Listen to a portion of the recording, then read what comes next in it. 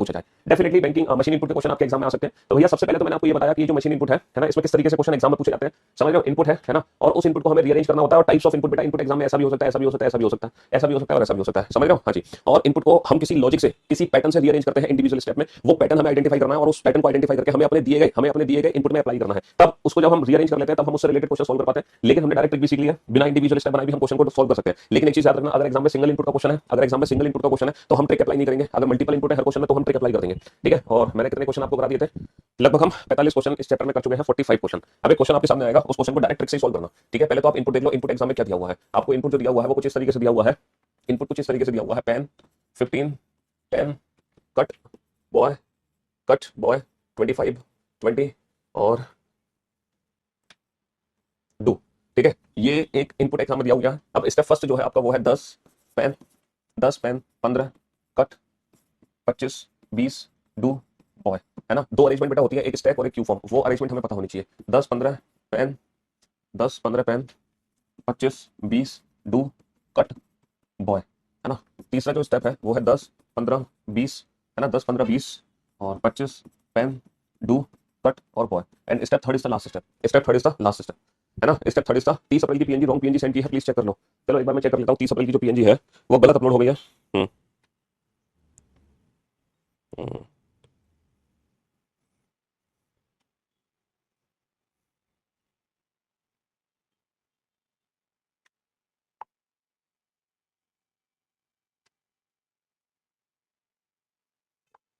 हाँ जी, तो मेरे भाई पीएनजी का मतलब होता है ये क्लास पीएनजी जो रेगुलर बेसिस पे अपलोड हो रही है। अब आप लोग ये पूछोगे पीएनजी का मतलब क्या है इतने दिन होने के बाद, क्यों भाई। चलिए साहब, तो ये लॉजिक आप आइडेंटिफाई करो और इस लॉजिक को आइडेंटिफाई करके जो भी मैं क्वेश्चन आपसे पूछूंगा, है ना, मैं एक सिंगल इनपुट लिखूंगा और उस सिंगल इनपुट को आपको डायरेक्ट ट्रिक से सॉल्व करना है। मल्टीपल मल्टीपल समझ लो, मल्टीपल स्टेप नहीं बनाने। आप डायरेक्ट ट्रिक अप्लाई करोगे, कोशिश करोगे डायरेक्ट ट्रिक अप्लाई करके क्वेश्चन सॉल्व करो। हालांकि जब एग्जाम में सिंगल इनपुट का क्वेश्चन आएगा तो आपको ट्रिक यूज करने की जरूरत नहीं है, लेकिन यहाँ पर आप यहाँ पर ट्रिक अप्लाई कर सकते हो, बट एग्जाम में जरूरत नहीं पड़ेगी आपको। बात समझने की कोशिश करना, ठीक है। हाँ जी, 20 15 20 15 and good, 20 15 and good, 30 25 boy, boy happy. ठीक है, ये हमारा इनपुट है। अब इस इनपुट से रिलेटेड कुछ क्वेश्चन पूछे गए हैं। क्वेश्चन नंबर 46, क्वेश्चन नंबर 46 है third from left, third from left in first step. पहले चरण में बाएं से तीसरा क्या है, पहले चरण में बाएं से तीसरा क्या है। Fourth from left in second step, दूसरे चरण में बाएं से चौथा क्या है, दूसरे चरण में बाएं से चौथा क्या है, दूसरे चरण में बाएं से चौथा क्या है। Fifth from right in third step, तीसरे चरण में दाएं से पांचवा क्या है, तीसरे चरण में दाएं से पांचवा क्या है। Sixth from right in fourth step, चौथे चरण में दाएं से चौथा क्या है, चौथे चरण में दाएं से चौथा क्या है। टोटल कितने स्टेप बनेंगे, टोटल कितने स्टेप्स बनेंगे।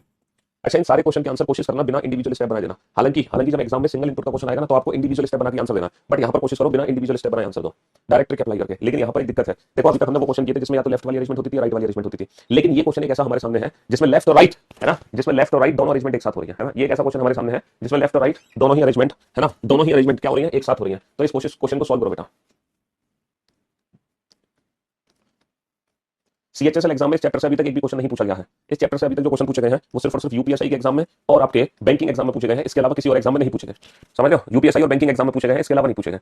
बट इट डजंट मीन कि आपके एग्जाम में आने वाले समय में, है ना पूछे जाए। हो सकता है आने वाले समय में क्वेश्चन पूछे जाए।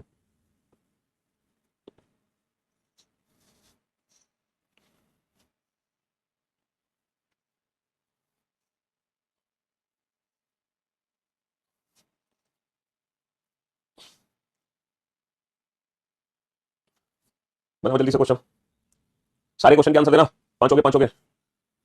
क्लास बेटा चालू हो चुकी है, क्लास चालू नहीं हुई तो तुम वैसे कमेंट कर पा रहे हो।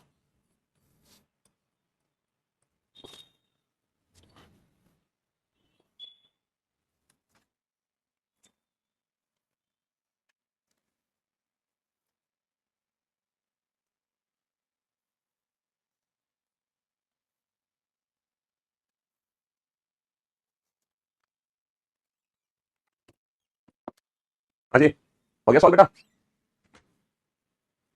हो गया क्वेश्चन सॉल्व। तो मेरे दोस्त मेरे भाई, बोर्ड पे ध्यान से देखना, ध्यान से समझने की कोशिश करना। इस क्वेश्चन में एग्जैक्टली चल के रहा है सर, इस क्वेश्चन में चल ही रहा है कि सर हमने सबसे छोटा नंबर उठाया और सबसे छोटा word according to English alphabet, number को लेफ्ट में पहुंचा दिया, वर्ड को राइट में पहुंचा दिया। ठीक है, फिर हमने छोटा नंबर 15 और छोटा वर्ड कट, समझ लो 15 को 10 के पीछे पहुंचा दिया, कट को बॉय के पीछे पहुंचा दिया। फिर हमने नंबर उठाया 20, है ना, 20 उठाया और हमने डू, तो 20 को 15 के पीछे पहुंचा दिया और डू अपने आप में ऑटोफिल था, डू अपने आप में ऑटोफिल था। और फिर जैसे ही डू ऑटोफिल था तो इसीलिए मैं पेन को पीछे ले गया, इसीलिए मैं पेन को पीछे ले गया। पहला स्टेप, दूसरा स्टेप ये ऑटोफिल था, तो तीसरे स्टेप में पेन को पीछे ले गया, और लास्ट में 25 क्या हो गया, 25 ऑटोफिल हो गया। ठीक है, तो यहाँ पे लेफ्ट और राइट अरेंजमेंट दोनों एक साथ हो रही है। अब इस क्वेश्चन को बिना इंडिविजुअल स्टेप बनाए कैसे सॉल्व करेंगे, जरा ध्यान से सुनना और ध्यान से समझने की कोशिश करना। ठीक है, देखो यहाँ पर सबसे छोटा नंबर उठा रहा है, सबसे छोटा नंबर है 15 और सबसे छोटा वर्ड है एंड। इसको तो पहुंचा रहा है लेफ्ट में, इसको पहुंचा रहा है राइट में, इसको तो पहुंचा रहा है लेफ्ट में, इसको पहुंचा रहा है राइट में, और लेफ्ट और राइट दोनों तरफ से जो अरेंजमेंट है ना वो हमारी क्यू अरेंजमेंट है ना। कौन सी अरेंजमेंट है, कौन सी अरेंजमेंट है बेटा, लेफ्ट और राइट से दोनों से हमारी क्यू अरेंजमेंट है। अच्छा, हमें काउंट करना है third from left in first step. देखो पहला स्टेप हम बना चुके हैं, तो बेटा बाएं से तीसरा क्या होगा, जब मैं बाईं ओर से काउंट करूंगा पहले स्टेप में, जब मैं बाईं ओर से काउंट करूंगा पहले स्टेप में, तो सबसे पहले तो 15 आएगा, सबसे पहले 15 आएगा, दूसरा आएगा 20, दूसरा आएगा 20, ये तो पीछे जा चुका है, और तीसरा आ जाएगा गुड, तीसरा आ जाएगा गुड, है ना। तो हमारे इस क्वेश्चन का आंसर क्या आ जाएगा, हमारे इस क्वेश्चन का आंसर गुड आ जाएगा, गुड। ठीक है, हमारे इस क्वेश्चन का आंसर गुड है ना। अब हम बनाएंगे दूसरा स्टेप। अच्छा, दूसरे स्टेप में 20 ऑलरेडी सबसे आगे है, तो 15 के पीछे 20 आना है, तो 20 तो ऑटोफिल हो जाएगा, 20 तो ऑटोफिल हो जाएगा, लेकिन मशीन 25 और बॉय को उठाएगी, इसको आगे पहुंचा देगी दूसरे स्टेप में, और इसको पीछे पहुंचा देगी, इसको पीछे पहुंचा देगी। तो अब हमें काउंट करना है fourth from left in second step, दूसरे चरण में बाएं से चौथा। जब बेटा बाएं से काउंट कर रहे होगे तो सबसे पहले तो आ जाएगा 15, पहले दूसरे स्टेप में सबसे पहले 15 होगा, 15 के पीछे 20 होगा, और 20 के पीछे 25 होगा, 20 के पीछे 25 होगा, और 25 के पीछे ना क्या होगा, गुड होगा। अगेन इस क्वेश्चन का आंसर क्या आ जाएगा, अगेन इस क्वेश्चन का आंसर गुड आ जाएगा, अगेन इस क्वेश्चन का आंसर क्या आ जाएगा, गुड आ जाएगा, फिर से गुड आ जाएगा। समझ लो, अगेन इस क्वेश्चन का आंसर गुड आ जाएगा। अच्छा, अब हम क्या करेंगे, अब हम तीसरा स्टेप बनाएंगे। तीसरे स्टेप में 30 30 और किसको उठा लेंगे, 30 और गुड को उठा लेंगे, 30 को तो आगे पहुंचा देंगे, गुड को पीछे पहुंचा देंगे। अब हमें काउंट क्या करना है, फिफ्थ फ्रॉम राइट हैंड। अब हमें तीसरे चरण में दाएं से काउंट करना है, दाएं से अकॉर्डिंग टू इंग्लिश अल्फाबेट। छोटा वर्ड का मतलब बेटा अंग्रेजी वर्णमाला क्रम के अनुसार रीअरेंज करना है, जैसे कि बी सी डी और P according to English alphabet. हाँ जी, अब हम काउंट करेंगे बेटा दाएं से पांचवां तीसरे स्टेप में। तो जब मैं थर्ड स्टेप पे काउंट कर रहा हूँ दाईं ओर से, तो बेटा सबसे पहले मेरे को क्या मिलेगा, R1, सबसे पहले R1 मिलेगा, R1 के पीछे R2 लगा होगा, R2 के पीछे R3, यानी कि तीसरे स्टेप में जब मैं दाईं ओर से काउंट करूंगा तो पहले आ जाएगा एंड, उसके पीछे होगा बॉय, उसके पीछे होगा गुड। ये तीन अरेंज हो चुके होंगे राइट हैंड साइड पे। चौथा जो काउंट होगा वो होगा हैप्पी, चौथा काउंट हैप्पी होगा, और ये सब हट चुके हैं, हट चुके हैं, हट चुके हैं, हट चुके हैं, यानी कि यहाँ पर जो पीछे जाएगा वो L3 जाएगा, L3, क्योंकि L1 L1 L2 L3, यानी कि L3 काउंट होगा, यानी कि कितना आ जाएगा, 30 आ जाएगा। तो दाईं ओर से, वरना आप इंडिविजुअल स्टेप लिख लो बेटा। थर्ड स्टेप आपका क्या बनेगा, L1 L1 L2 L3, और पीछे क्या चला गया, और आपका बचा हैप्पी, और हैप्पी के बाद यहां पर आ जाएगा R3 R2 R1। अब आप दाईं ओर से काउंट करो, पहला दूसरा तीसरा चौथा पांचवा, L3, L3 का मतलब हो गया 30। ठीक है, हाँ जी। चलिए साहब, six from right in fourth step. बेटा फोर्थ स्टेप बनेगा ही नहीं बस, क्योंकि हमारी अरेंजमेंट कंप्लीट हो चुकी है, ये ऑटोफिल आ गया। There is no such step, there is no such step, ऐसा कोई चरण ही नहीं है, क्योंकि कुल हमारे सिर्फ 3 चरण ही बनेंगे, इसके अलावा कोई चरण नहीं बनेगा। लास्ट में ये क्या हो जाएगा, लास्ट में ये ऑटोफिल हो जाएगा, हैप्पी क्या हो जाएगा, ऑटोफिल, बस बात खत्म। तो अब आप देख लो किस बच्चे ने इस क्वेश्चन को विदाउट इंडिविजुअल स्टेप सॉल्व किया है। हालांकि याद रखना बेटा, मैं फिर से आपसे कह रहा हूं, अगर एग्जाम में सिंगल इनपुट का क्वेश्चन है तब आप वहां पर बेटा, है ना, इंडिविजुअल स्टेप बना के ही इन पांचों क्वेश्चन का आंसर देना। अगर हाँ हर क्वेश्चन में इनपुट चेंज है तब आप ये ट्रिक अप्लाई कर सकते हैं, तब आप ये ट्रिक अप्लाई कर सकते हैं, वरना आपको ट्रिक अप्लाई करने की जरूरत नहीं है, वरना आपको ट्रिक अप्लाई करने की कोई आवश्यकता नहीं है। ठीक है जी, समझ रहे हो ना मेरी बात। हाँ जी, लो 10, लो 10, पिन 15, और नाउ 20, और ऑन 25। ठीक है, ये इनपुट है। पहला जो स्टेप आपको दे रखा है, पहला स्टेप जो दे रखा है आपको, वो दे रखा है पिन 15 नाउ, है ना, स्लो 11 20 ऑन 25। जो दूसरा स्टेप दे रखा है बेटा, दूसरा स्टेप आपको दे रखा है, दूसरा स्टेप आपको दे रखा है ना, पिन स्नो स्लो 11 16 20 ऑन 25। ठीक है जी। और जो तीसरा स्टेप दे रखा है वो है पिन सन स्नो स्लो 11 16 21 और 25। और जो फोर्थ स्टेप दे रखा है वो है स्पिन सन स्नो स्लो 11 16 21 और 26। ठीक है, एक इनपुट अलग से दिया गया है आपको, एक इनपुट अलग से दिया गया है, इस इनपुट को रीअरेंज करना बेटा। इनपुट कुछ इस प्रकार है, 17 और अन 19 और किट 23rd और इट और 13।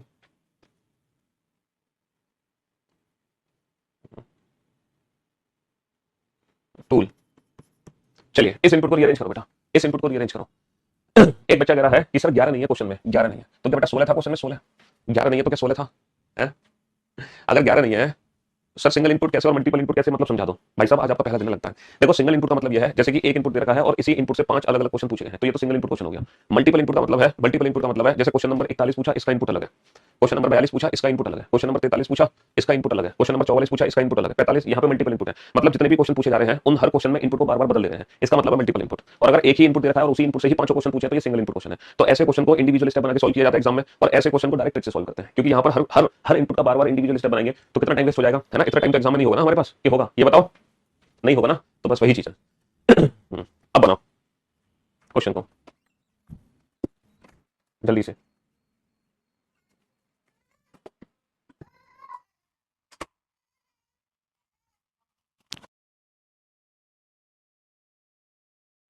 बेटा वर्ड में तो इस बार हर स्टेप में कुछ ना कुछ नया देखने को मिला है। इस बार हर स्टेप में कुछ ना कुछ हमें नया देखने को मिला है। हर स्टेप में कुछ ना कुछ नया है। हर स्टेप में कुछ ना कुछ नया देखने को मिल रहा है। बात समझने की कोशिश करो। सिर्फ एक 11 ही नया वर्ड नहीं है, सिर्फ एक 16 ही नया नंबर नहीं है, सिर्फ स्नो ही नया नंबर नहीं है, स्लो भी नया नंबर है, स्पीड भी नया नंबर है, सन भी नया वर्ड है। ये सारे के सारे नए वर्ड है। समझ रहे हो? ये सारे के सारे क्या है? ये सारे के सारे नए वर्ड है। बात समझने की कोशिश करो। ये सब नए वर्ड है, सारे के सारे।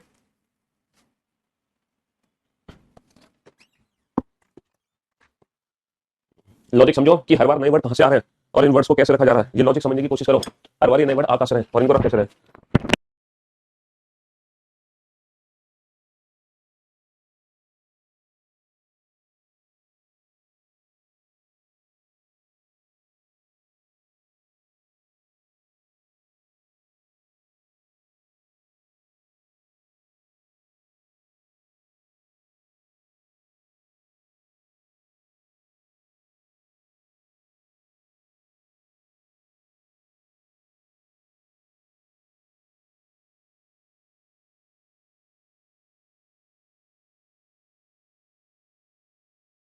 ये चैप्टर बेटा कल खत्म होगा। कल वीकेंड का बार है, तो वीकेंड का बार पे चैप्टर को कल फिनिश कर देंगे। हाँ जी। अब बोर्ड पर देखना ध्यान से। देखो लॉजिक पहचानने का सबसे अच्छा तरीका है कि आप इनपुट और स्टेप फर्स्ट को कंपेयर करो। अब देखो कि इनपुट और स्टेप फर्स्ट में क्या अंतर है। आप इसको कंपैरिजन करो। आप इनपुट और स्टेप फर्स्ट को कंपेयर करो और देखो इनपुट और स्टेप फर्स्ट में क्या डिफरेंस है, क्या अंतर है इनपुट और स्टेप फर्स्ट में। सर मैं देखता हूं कि पिन यहां पर है मौजूद, यानी कि लो और 10 दोनों को उठा लिया गया।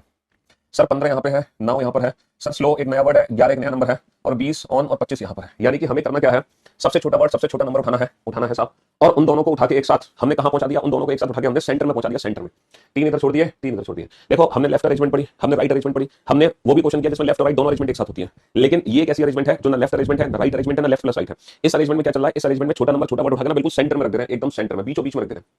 3 उधर से छोड़ दो, 3 इधर से छोड़ दो, वंस मोर ही तो है। तो 3 इधर से छोड़ दिया, 3 उधर से छोड़ दिया, सबसे छोटा नंबर सबसे छोटा वर्ड उठा के सेंटर में रख दिया। अच्छा इसके बाद क्या करना है, ये तो पहले स्टेप पर अरेंजमेंट हो गई थी। अब हमने वही काम दोबारा से किया। सबसे छोटा नंबर सबसे छोटा वर्ड क्या है, ये 15 और 9। तो 9 में एस ऐड कर दो तो ये तो बन गया स्नो, 15 में एक ऐड कर दो बन गया 16।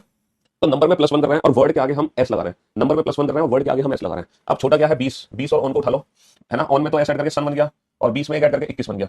अब लास्ट में बेटा पिन और 25 को उठाएंगे, पिन में एस ऐड करके स्पिन बन गया, और 25 में एक ऐड करके 26 बन गया। तो जब मैं पहला स्टेप बना रहा हूँ तो पहले स्टेप में सबसे पहले मैं 13 को उठाऊंगा और इंग्लिश अल्फाबेट के अकॉर्डिंग 8 को उठा लेंगे। ये छोटा है, 3 इधर से छोड़ेंगे, 3 उधर से छोड़ेंगे। तो भैया 17 एज इट इज है, अन एज इट इज है। हाँ जी 17 एज इट इज है, अन एज इट इज है, 19 एज इट इज है। और हमने जो उठाए हैं उनको सेंटर में रख दो। इट में एस ऐड कर दो, 13 में एक जोड़ दो 14, 13 में एक जोड़ दो 14, और फिर 19 के बाद आ जाएगा यहाँ पे किड, और फिर आ जाएगा 23, और फिर आ जाएगा टूल। समझ रहे हो? अच्छा दूसरा स्टेप कैसे बनाएंगे। अब हम किसको उठाएंगे, अब हम 17 को उठाएंगे और किड को उठाएंगे। अब हम 17 और किड को उठा लेंगे। समझ रहे हो? 17 और किड को। तो अन एज इट इज है और 19 एज इट इज है। अब किड में एस ऐड करके क्या बन जाएगा, किड में एस ऐड करके स्किड और सिट 14, और 17 में एक ऐड करके बन जाएगा 18, और बाकी आपका 23 और टूल एज इट इज है। अब हम जो तीसरा स्टेप बना रहे होंगे तो हम किसको, 19 को उठा लेंगे और टूल को उठा लेंगे। तो अन तो एज इट इज आ जाएगा, 19 गायब हो जाएगा और टूल की जगह बन जाएगा स्टूल, स्किड, सिट, 14, 18, 19 का हो जाएगा 20, 19 का हो जाएगा 20, और लास्ट में क्या बचेगा 23। और फाइनली जब चौथा स्टेप बनेगा तो इसमें एस ऐड हो जाएगा और वहीं की वहीं बन गया, ठीक है। और 14, 18, 20 और ये 23 का हो जाएगा 24, ये 23 का हो जाएगा 24। क्लॉक के क्वेश्चन में क्या देखो, फिर तीसरी देखो, फिर चौथी देखो, फिर पांचवी देखो, मतलब एक एक करके देखो क्लासेस को, तब आ जाएगा अल्टीमेट मजा आपको, तब अल्टीमेट मजा आ जाएगा। समझ रहे हो? हाँ जी। तो भैया ये इनपुट है और इस इनपुट को इंडिविजुअल मेथड से अरेंज किया गया है, और ये हमारे बन गए 4 स्टेप। समझ रहे हो? ये हमारे 4 स्टेप बन गए, और इन्हीं स्टेप से रिलेटेड हम एग्जाम में 5 क्वेश्चन पूछ सकते हैं, और वो कैसे भी 5 क्वेश्चन हो सकते हैं, बट हम 5 को सॉल्व कर सकते हैं। मेन चीज थी इंडिविजुअल स्टेप बनाना। ठीक है सर, आप सुपर्ब हो। मेन चीज थी इंडिविजुअल स्टेप बनाना, मेन चीज थी इंडिविजुअल स्टेप बनाना, और वो आपने बना लिया इंडिविजुअल स्टेप। चलिए साहब, अब बोर्ड पे ध्यान से देखना, ध्यान से समझने की कोशिश करना। ठीक है, एक इनपुट आपके सामने है ना, और इनपुट कुछ इस प्रकार है, P T W J Q R. ठीक है, जे क्यू आर एस पहला स्टेप है, J J P Q T R W S. ठीक है, सेकंड स्टेप है T J R P W Q S. Third step है P T W J Q R S, है ना। And so on, and so on, and so on. ठीक है, and so on, and so on. या फिर चौथा step भी दे रखा है, जे P Q T R W S and so on. ठीक है, ये पहली बार आप एक ऐसा क्वेश्चन देख रहे हो जिसमें कोई लास्ट स्टेप नहीं दिया हुआ। पहली बार आप एक ऐसा क्वेश्चन देख रहे हो जिसमें कोई लास्ट स्टेप नहीं दिया हुआ, और यहाँ पे लिखा हुआ है and so on. And so on का मतलब पता है क्या है? अब इनफाइनाइट स्टेप बनेंगे। अब कितने स्टेप बनेंगे? अब जो है हमारे इनफाइनाइट स्टेप बनेंगे, स्टेप का कोई अंत नहीं होगा। अब हमारे बनेंगे इनफाइनाइट स्टेप। समझ लो, इनफाइनाइट स्टेप हमारे बनेंगे। तो क्वेश्चन है, उसमें एक इनपुट दिया गया है, G J Q M N T R, और हमसे पूछा which of the following will be the second step. दूसरा चरण क्या होगा? क्वेश्चन नंबर 57 है, ठीक है। क्वेश्चन नंबर 57 में पहला स्टेप दिया गया है किसी इनपुट का ABCDEFG, और पूछा है इसी इनपुट का मतलब इसी जिसका जिसका ये पहला स्टेप है उसका दूसरा स्टेप या फिर उसका तीसरा स्टेप क्या होगा?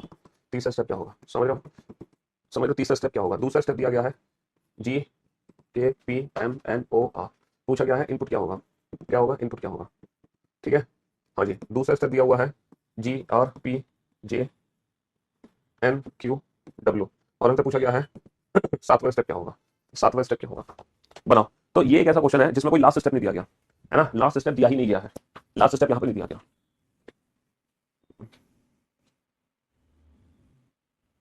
मजाक मजाक में 13 टॉपिक हो गए, पढ़ना नहीं चाहता था, वाह भाई वाह, गजब हो तुम तो यार। हैं? क्या भाई?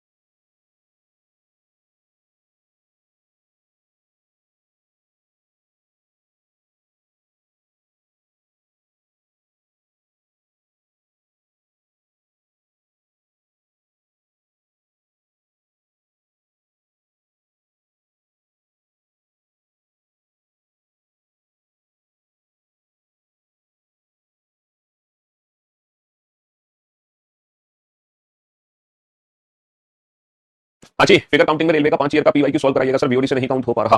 ओके, काउंटिंग फिगर की जो प्रैक्टिस है मैं अपने यूट्यूब चैनल पे भी करा रहा हूँ, क्योंकि जो हम शाम को 5 बजे प्रैक्टिस कर रहे हैं अपने यूट्यूब चैनल पर चैप्टर वाइज, उसमें अभी फिलहाल काउंटिंग फिगर ही चैप्टर चल रहा है। अच्छा, अब इस क्वेश्चन को अगर मैं ध्यान से देखूं और ध्यान से समझने की कोशिश करना बेटा इस क्वेश्चन को, ये कैसा क्वेश्चन है जिसमें लास्ट स्टेप नहीं बनेगा, and so on infinite step बनेंगे, इनफाइनाइट। एक्जैक्टली पता है यहाँ पे चल क्या रहा है? यहाँ पे चल रहा है कि ये पोजीशन बेस्ड कोडिंग है। सबसे पहले मिड वाला उठा के यहाँ रख दिया, यहाँ पे कोई अल्फाबेटिकल ऑर्डर नहीं है, ये पोजीशन बेस्ड क्वेश्चन है। फिर मैंने क्या किया, PQ TR WS को यहाँ रख दिया, फिर मैंने मिड वाला उठा के यहाँ रख दिया, फिर मैंने किया JR PWQS, ठीक है, फिर मैंने मिड वाला उठा के यहाँ रख दिया, फिर तुम्हारा TW और JQ और फिर RS, और ये बेटा इनपुट के ही इक्विवेलेंट हो गया। ये दोबारा से मेरा इनपुट ही रिपीट हो गया, यानी कि साइक्लिक ऑर्डर चलती रहेगी। चौथा स्टेप पहले स्टेप के बराबर होगा, पांचवा स्टेप दूसरे के बराबर होगा, और फिर छठा स्टेप इनपुट के बराबर होगा, फिर सातवां स्टेप बेटा पहले स्टेप के बराबर होगा। मतलब 3 स्टेप की साइकिल बन गई। कितने स्टेप की साइकिल बन गई बेटा? 3 की साइकिल बन गई, 3 की। जो तीसरा स्टेप होगा एक्जैक्टली वही इनपुट है। तो इनपुट है मेरा, तो इस क्वेश्चन को पता है कैसे कर सकते हैं? इनपुट की नंबरिंग कर लो, 1 2 3 4 5 6 7, ये इनपुट की नंबरिंग कर लिए। हमसे दूसरा स्टेप पूछा, अच्छा दूसरे स्टेप की नंबरिंग क्या होगी? टी क्या है? टी है बेटा 2, टी है 2, जे क्या है? देखो 1 2 3 4 5 6 7, हमने इनपुट की नंबरिंग कर ली। टी क्या है? 2, जे क्या है? 4, आर क्या है? 6, पी क्या है? 1, डब्ल्यू क्या है? 3, क्यू क्या है? 5 और एस क्या है? 7। तो ये जो नंबरिंग है ना 2 4 6 1 3 5 7, ये यहाँ लिख दो, 2 4 6 1 3 5 7, खत्म। 2 क्या है? जे, 4 क्या है? 5। हम डायरेक्ट आंसर दे सकते हैं, हमें हर बार सारे स्टेप बनाने की जरूरत नहीं है, हम डायरेक्ट आंसर दे सकते हैं।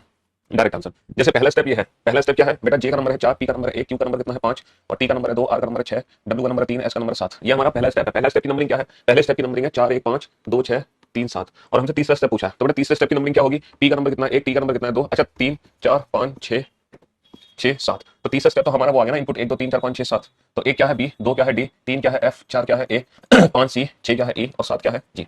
समझ लो, 7 क्या आ गया? जी आ गया, बहुत बढ़िया। अच्छा दूसरे स्टेप की नंबरिंग क्या है? दूसरे स्टेप की नंबरिंग है 2 4 6 1 3 5 7, 1 3 5 7। हमसे पूछा इनपुट क्या होगा? इनपुट क्या होगा? 1 2 3 4 5 6 7, जिसमें 1 क्या आ गया? एम, 2 क्या आ गया? जी, 3 क्या आ गया भैया? एन, 4 क्या आ गया? के, 5 क्या आ गया? ओ, 6 क्या आ गया? पी, और 7 नंबर क्या है? 7 नंबर है आर। हमसे दूसरा स्टेप दिया गया, दूसरे स्टेप की नंबरिंग क्या है? 2 4 6 1 3 5 7। हमसे पूछा है सातवां स्टेप। बेसिकली बेटा जो सातवां स्टेप है वो पहला स्टेप ही होगा, 1 2 3 4 5 6 7, 3 स्टेप की साइकिल बन गई। तो पहले स्टेप की नंबरिंग क्या है? पहले स्टेप की नंबरिंग है 4 1 5 2 6 3 7। तो भैया 4 क्या है? आर, 1 क्या है? जे, 5 क्या है? क्यू, 2 क्या है? जी, 6 क्या है? पी, 3 क्या है? एन, और 7 क्या है? डब्ल्यू। समझ रहे हो? ये आंसर हो गया हमारा।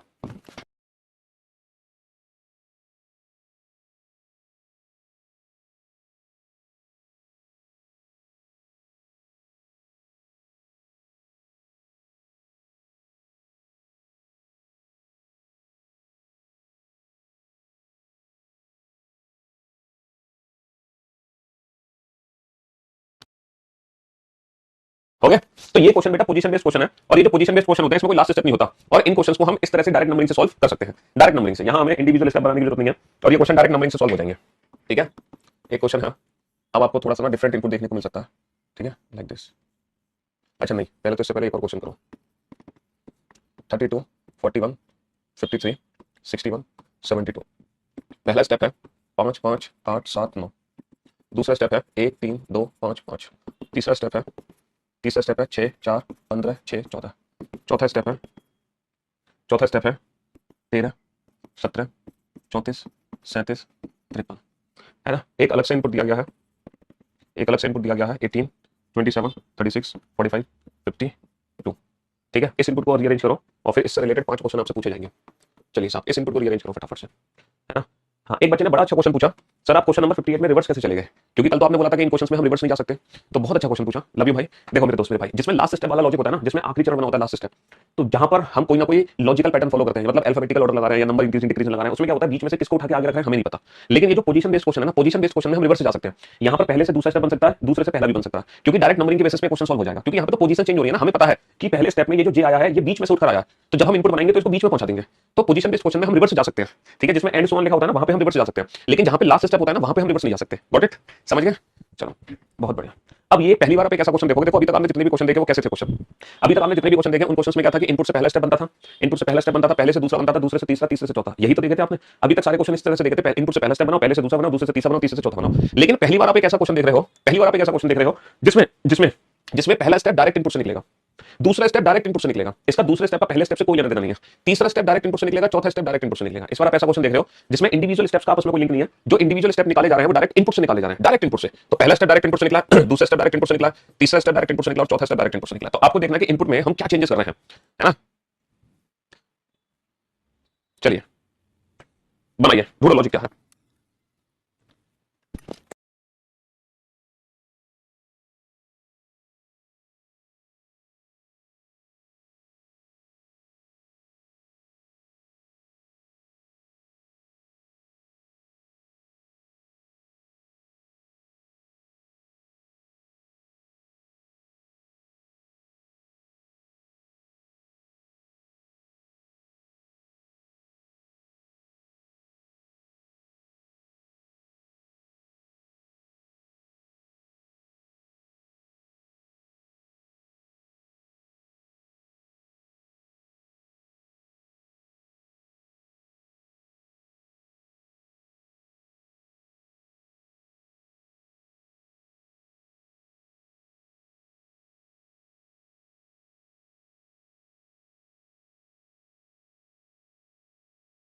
पहला स्टेप समझ आ गया बेटा, पहला स्टेप कैसे बना।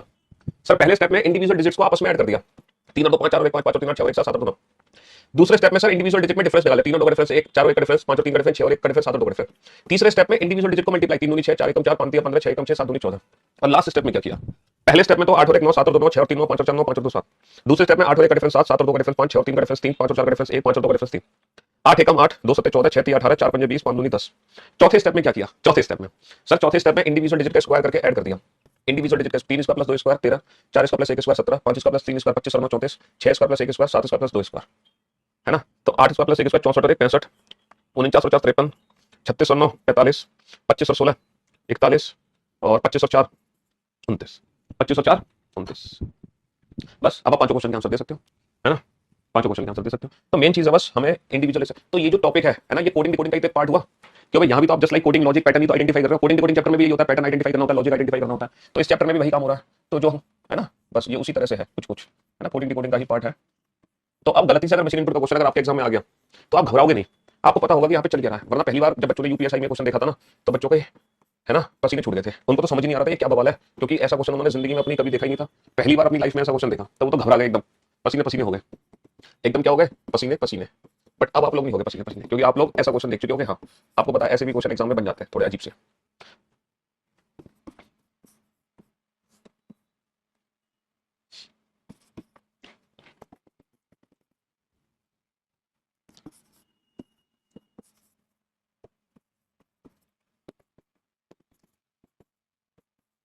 हाँ जी, चलिए साहब, अब आप लॉजिक को आइडेंटिफाई करो, किस लॉजिक से पहला स्टेप बना, दूसरा बना, तीसरा बना, चौथा बना। जब आप लॉजिक आइडेंटिफाई कर लोगे, फिर एक अलग से इनपुट दिया होगा,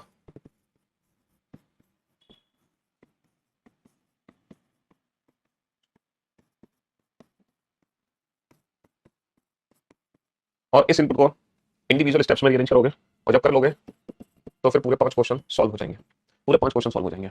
ठीक है, हाँ जी।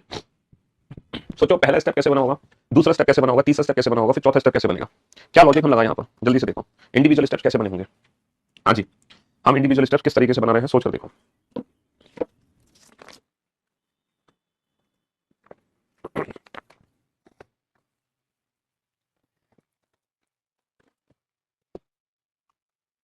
यहाँ पर इंडिविजुअल स्टेप कैसे बने होंगे बेटा, ये है 10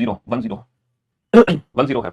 देखो पहला पहला जो इनपुट से जो पहला स्टेप बना, पता कैसे बना, इन दोनों को मल्टीप्लाई करके, इन दोनों को आपस में मल्टीप्लाई करके, सर 7 एकम 7, 2 अट्ठे 16, फिर इन दोनों को मल्टीप्लाई कर दो, इन दोनों को, सर 3 निम 27, 4 एकम 4, फिर इसको मल्टीप्लाई कर दो, है ना सर 5 2 जा 10, 6 3 जा 18, समझ रहे हो। हाँ जी, पहले बॉक्स को चौथे बॉक्स से मल्टीप्लाई, दूसरे को पांचवें से, और तीसरे को छठे बॉक्स से। बहुत बढ़िया यार, आपने लॉजिक आइडेंटिफाई कर लिया, ग्रेट जॉब, है ना। अब बताओ इन पहले स्टेप से सेकंड स्टेप कैसे बना होगा, पहले स्टेप से सेकंड स्टेप कैसे बना होगा, सर 7 और 27 34, 34 और 10 44, 7 + 27 + 10 कितना हो गया 44, बहुत बढ़िया सर। 16 और 4 20 और 18 38, 16 और 4 20 और 18 38, बहुत बढ़िया, वेल गुड जॉब। तो इस तरीके से बना बेटा, फर्स्ट को ऐड कर दिया, सेकंड को ऐड कर दिया। अच्छा थर्ड स्टेप तो बहुत इजी है पता लगाना, थर्ड स्टेप तो बहुत इजी है सर, 4 और 4 8, 8 और 3 11, फोर्थ स्टेप भी बहुत इजी है सर, 11 और 8 19, 11 और 8 19। तो कल फाइनली इस चैप्टर का लास्ट डे होगा, कल मैं आप लोगों को और कुछ अलग से डिफरेंट क्वेश्चंस की प्रैक्टिस कराऊंगा, डिफरेंट इनपुट की प्रैक्टिस कराऊंगा जो हमारे एग्जाम में बन सकते हैं। ठीक है, love you all, love you guys, take care.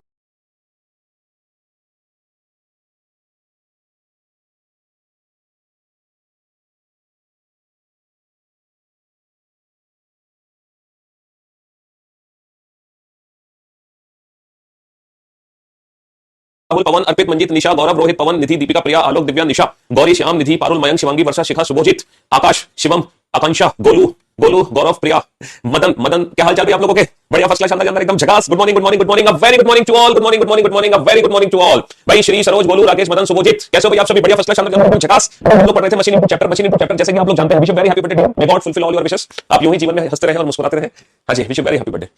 तो हम लोग पढ़ रहे थे मशीन इनपुट चैप्टर में हम लोगों ने बहुत कुछ पढ़ लिया। हम लोगों ने सीखा कि एक मतलब जो मशीन इनपुट है ना, जो मशीन इनपुट है वो कोडिंग डिकोडिंग का ही पार्ट है। यहाँ पर होता क्या है कि एक इनपुट होता है और वो किसी न किसी पैटर्न से रीअरेंज किया जाता है, और वो पैटर्न हमें आइडेंटिफाई करना है कि किस पैटर्न से उस इनपुट को हम रीअरेंज कर रहे हैं। ठीक है, और जब हमने पैटर्न आइडेंटिफाई कर लिया उसके बाद हम किसी भी इनपुट को सॉल्व कर सकते हैं, है ना।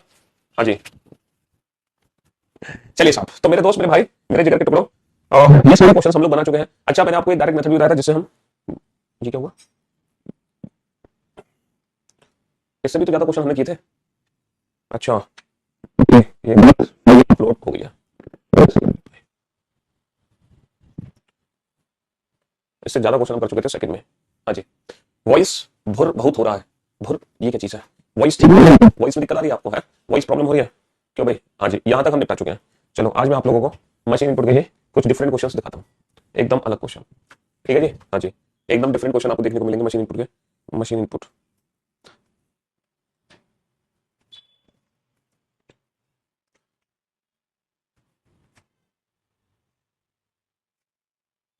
हाँ जी, चलिए साहब अब बनाइए। आपको वॉइस में दिक्कत हो रही है, चलो एक सेकंड, वॉइस की प्रॉब्लम को ठीक करते हैं। लेकिन हमारी टी शर्ट खराब हो गई। अब आपको वॉइस ठीक आ रही है, नाउ इट्स परफेक्ट। आपको दिक्कत वॉइस में, ये बताओ, आप वॉइस एकदम ठीक आ रही है, आप लोगों तक वॉइस एकदम परफेक्ट पहुंच रही है, हमारी मधुर कोयल जैसी आवाज आपके कानों तक पहुंच रही है।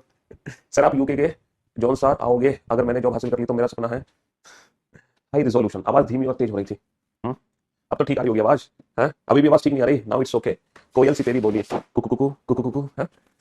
चलो लॉजिक समझो बेटा, किस लॉजिक से इस इनपुट को इंडिविजुअल स्टेप्स में रीअरेंज किया जाना है। फटाफट से लॉजिक आइडेंटिफाई करो, वो क्या लॉजिक है, किस लॉजिक से हम रीअरेंजमेंट कर रहे हैं, कौन सा लॉजिक अप्लाई कर रहे हैं, फटाफट से।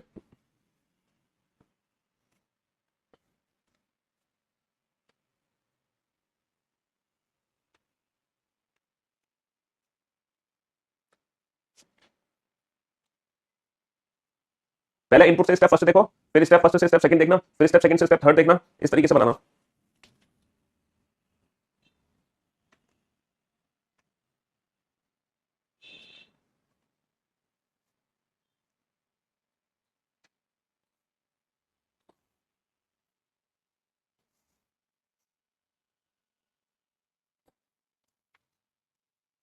आगे लॉजिक समझ, क्यों भाई,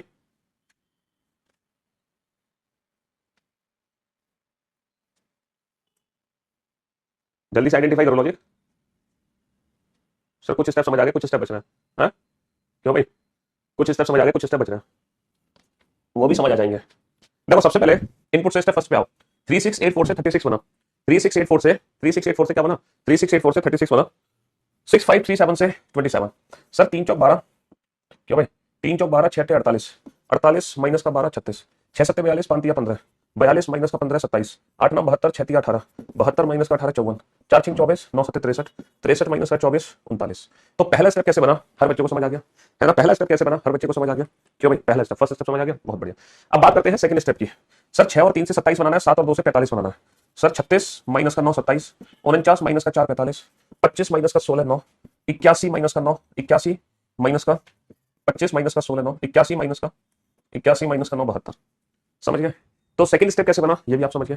आपको ये क्वेश्चन कॉपी नहीं करना है, सिर्फ आपको लॉजिक समझना है, लॉजिक समझ के बात कर रहा हूं, ये नहीं कि आपको कॉपी करने की जरूरत है, कॉपी नहीं करना है, बस आपको लॉजिक समझना था। ठीक है, तो पहला स्टेप कैसे बना समझ आ गया, दूसरा कैसे बना समझ आ गया। तीसरे स्टेप पे आओ बेटा, थर्ड स्टेप पे इन दोनों से 54 कैसे बना होगा, इन दोनों से 54 कैसे बना होगा। क्या लॉजिक लगाए हम, 7 चौक 28, 7 पंजे 35, sir 2 square 7 square 4 square 5 square, sir 4 49 16 25। तो क्या कर सकते हैं यहाँ पर, 49 प्लस का 16 और 25 और 4 29 है ना, 7 स्क्वायर प्लस 4 स्क्वायर कितना हो गया, 49 और 16 कितना हो गया 65, माइनस का 25 और 4 29 कितना आ जाएगा 15, माइनस का 9 6 ना, ये तो 36 आ जाएगा ना ना ना, 49 और 4 53 ना, 49 और 25 जोड़ा, 49 और 25 74 और 16, हाँ 16 और 20 हो जाएगा, 16 और 49 और 25 हो गया 74, माइनस का 16 और 20 16 और 4 हो गया 20, 74 माइनस का 20 54। ओके, ये हो गया 49 और 81 और 4 85, तो 49 माइनस का 85 36 हो गया, 49 माइनस का 85 36 हो गया। ओके, तो थर्ड स्टेप समझना थोड़ा सा मुश्किल था, यहाँ पे सारा गेम इंडिविजुअल स्टेप का हो रहा है। पहला स्टेप इनपुट से पहला स्टेप कैसे बना, पहले से दूसरा, दूसरे से तीसरा, ये तो इजी है, 5 और 4 9, 6 और 3 9, 9 माइनस का 9 0, और बस इसी पैटर्न को हम इस इनपुट में अप्लाई कर सकते हैं। समझे, ध्यान से देखो बेटा, ध्यान से देखो एकदम।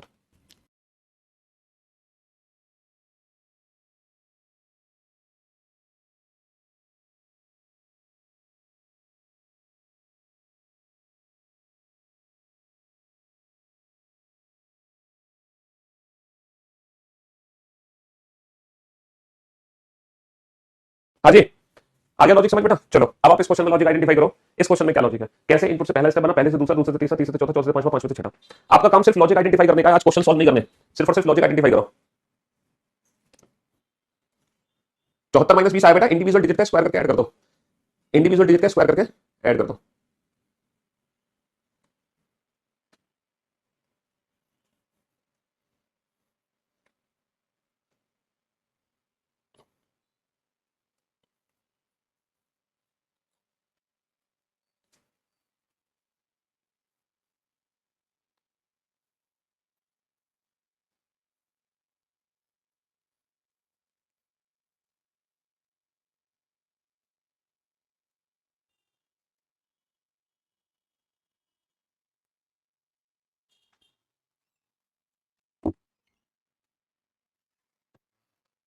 हाँ जी, फटाफट से आइडेंटिफाई करो कि इनपुट से स्टेप फर्स्ट कैसे बना होगा।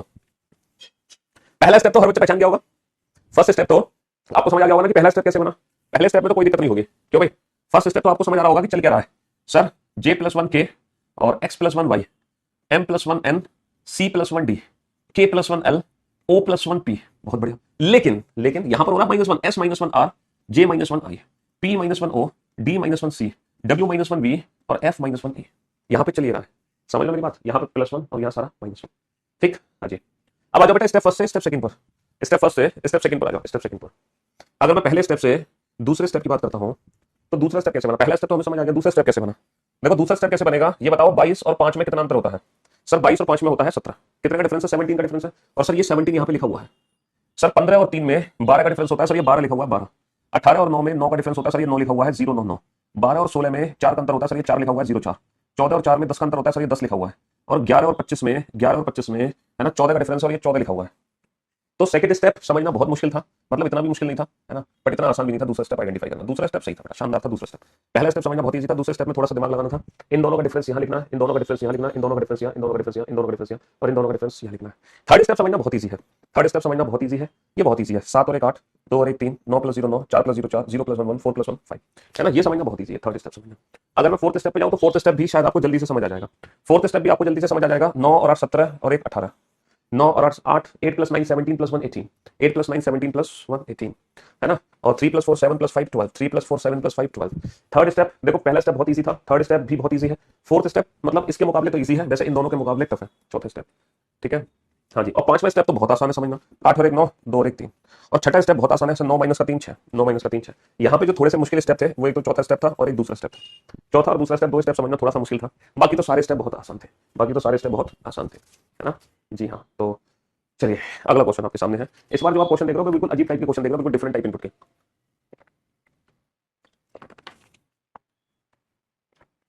एकदम डिफरेंट टाइप के क्वेश्चन है। आपने तो रीजनिंग में बाहुबली बना दिया, बाहुबली। हम्म।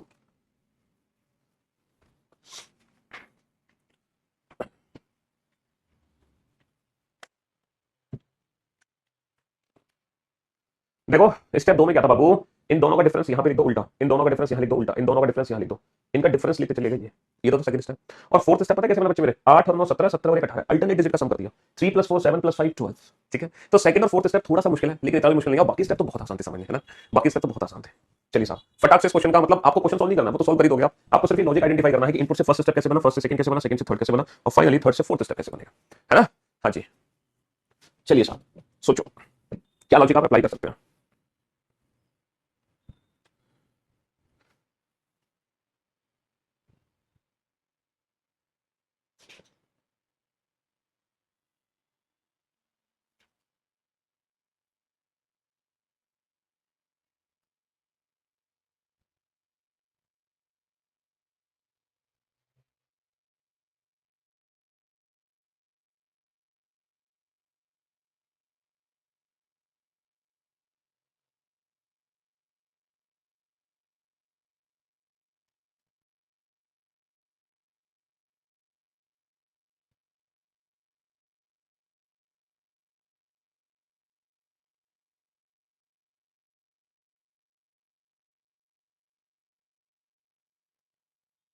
प्रैक्टिस से काम चल जाएगा, क्यों नहीं चलेगा।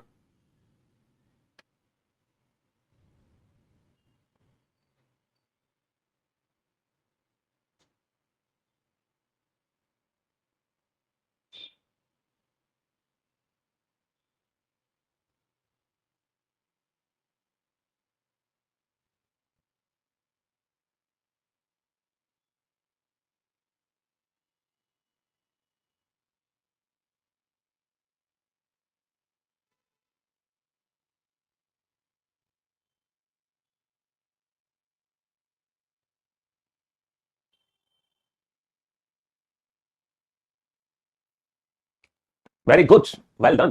चलिए साहब इस बार आपको लॉजिक का समझ आया। बेटा इनपुट से पहले स्टेप कैसे बना, हमने इशारा किया हुआ है इस साइड, तो हमें लग रहा है सर 5 और 2 7, और 9 - का 2 7, बहुत बढ़िया। सर 6 और 2 8, और 5 और 8 का डिफरेंस 3, सर 8 और 1 9, और 4 और 7 का डिफरेंस 3, यानी कि इसमें क्या करना है, पहले तो ऐड करना है फिर हमें डिफरेंस निकालना है। तो पहला स्टेप समझना बहुत आसान है, फर्स्ट स्टेप समझना बहुत आसान है, बहुत ही ईजी है फर्स्ट स्टेप, क्योंकि फर्स्ट स्टेप में तो हिंट भी दी गई है ना कि इन दोनों बॉक्सेस से ये वाला बॉक्स बना, तो हम समझ सकते हैं इन दोनों बॉक्सेस से ये वाला बॉक्स कैसे बना। अब सेकंड स्टेप में थोड़ी सी गड़बड़ हो सकती है, 7 और 8 15 और 9, नहीं नहीं बनेगा। सेकंड स्टेप में क्या है कहानी भैया, 7 8 56, 7 8 56 -7 या 21, 56 - का 21 बेटा 35, और यहां से आ जाओ 8 9 72, ठीक है भाई, 8 9 जा 72, 3 3 जा 9, तो 72 - का 9 63, 72 - का 9 63। सेकंड स्टेप में लॉजिक समझना थोड़ा सा मुश्किल था, ठीक है, पहला स्टेप तो बहुत ईजी था, सेकंड स्टेप में 7 8 56 -7 या 21। थर्ड स्टेप तो बहुत आसान है, 5 और 3 8, 6 और 3 9, और फोर्थ स्टेप भी बहुत आसान है, कैसे 8 square plus 9 square, 8 square plus 9 square. Third fourth first समझना बहुत ईजी था, जो भी कठिनाई थी वो सिर्फ और सिर्फ सेकंड स्टेप को समझने में थी, जो भी कठिनाई थी वो सिर्फ और सिर्फ सेकंड स्टेप को समझने में थी। अब एक बिल्कुल डिफरेंट क्वेश्चन आपके सामने, बिल्कुल अलग।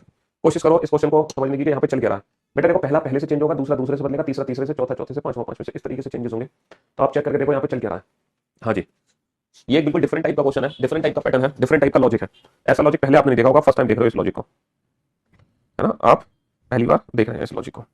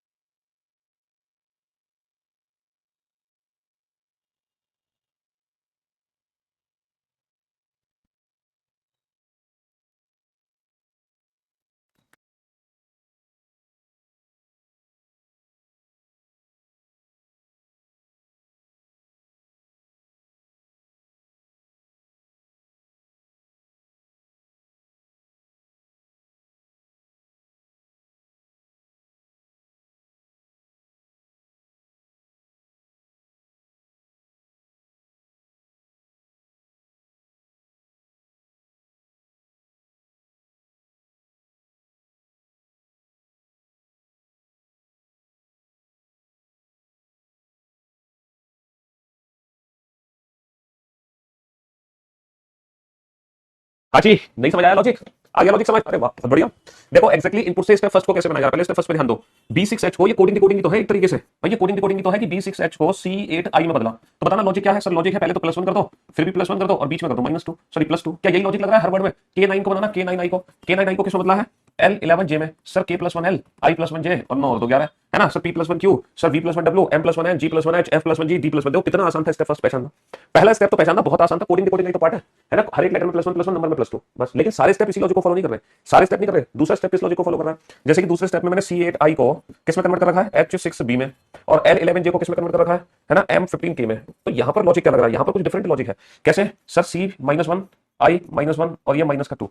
यहां पर क्या हो रहा है सर? यहां पे -1 हो रहा है, यहां पे +3 हो रहा है। ना ना ना ना ना ना, ये एज इट इज है।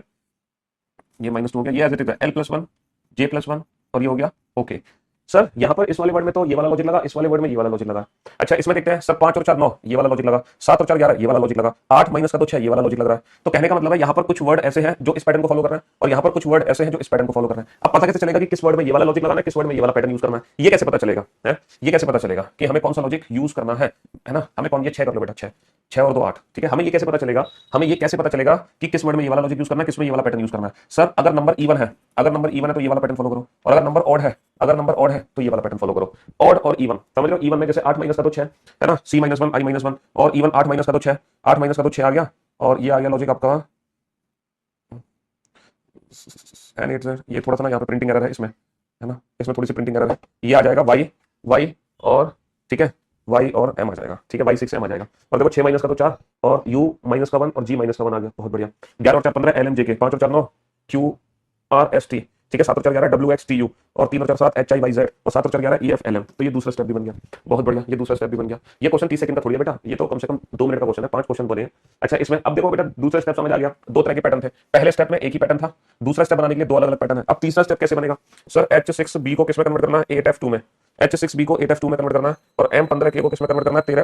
13O 11 में। सर यहाँ पे चल क्या रहा है? यहाँ पे चल रहा है 6 को नंबर में बदल दो, मतलब नंबर को अल्फाबेट में बदल दो, अल्फाबेट को नंबर में बदल दो, नंबर को अल्फाबेट में बदल दो, अल्फाबेट को नंबर में बदल दो। तो मेरे ख्याल से ये लॉजिक लग रहा है। M13 हो गया, ये सब हो गया, R 18, 9 का मतलब I हो गया, T का मतलब 20 हो गया, X का मतलब 24, 11 का मतलब K, U का मतलब 21 हो गया, Y का मतलब 25 हो गया, 6 का मतलब F हो गया, M का मतलब 13 हो गया, I का मतलब 9 हो गया, 7 का मतलब G, Z का मतलब 26, T का मतलब 20, 4 का मतलब D, F का मतलब 6, F का मतलब 6, 11 का मतलब K, M का मतलब 13, ठीक है। H तो तीसरा स्टेप भी समझना बहुत आसान था। तो बेटा पहला स्टेप बनाने के लिए एक ही पैटर्न फॉलो करना है, तीसरा स्टेप बनाने के लिए एक ही पैटर्न फॉलो करना है, लेकिन दूसरा स्टेप बनाने के लिए दो अलग अलग पैटर्न फॉलो करना है, और वो इवन और ऑड नंबर के हिसाब से, इवन और ऑड नंबर के हिसाब से।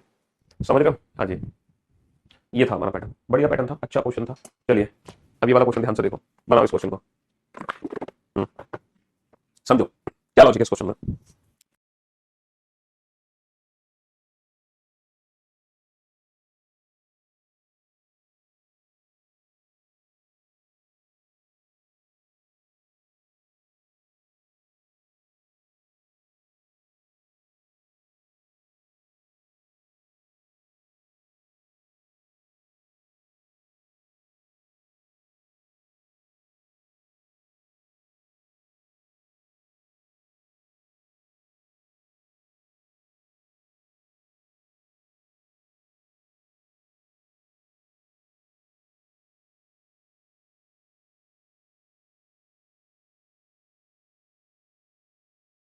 कंप्लीट लॉजिक आइडेंटिफाई करना बेटा, पूरा, एक नहीं पूरा लॉजिक।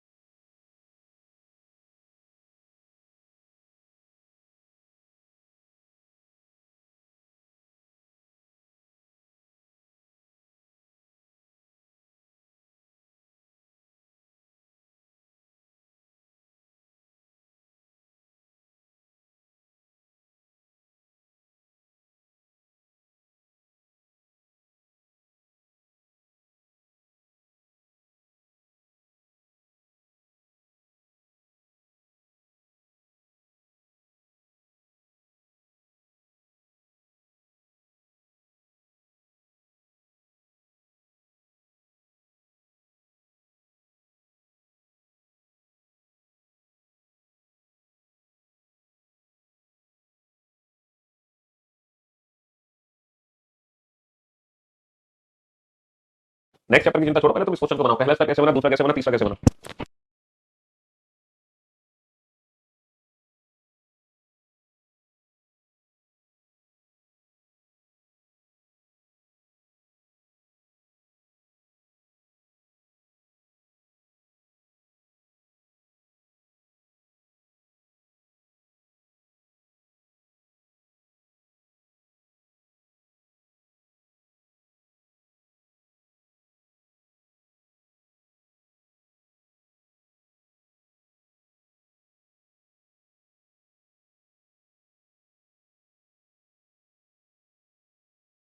हाँ जी, अब आप बोर्ड पे देखना, ध्यान से समझने की कोशिश करना। पहला स्टेप कैसे बना होगा सर, K8L को J7K में कन्वर्ट किया गया है ना।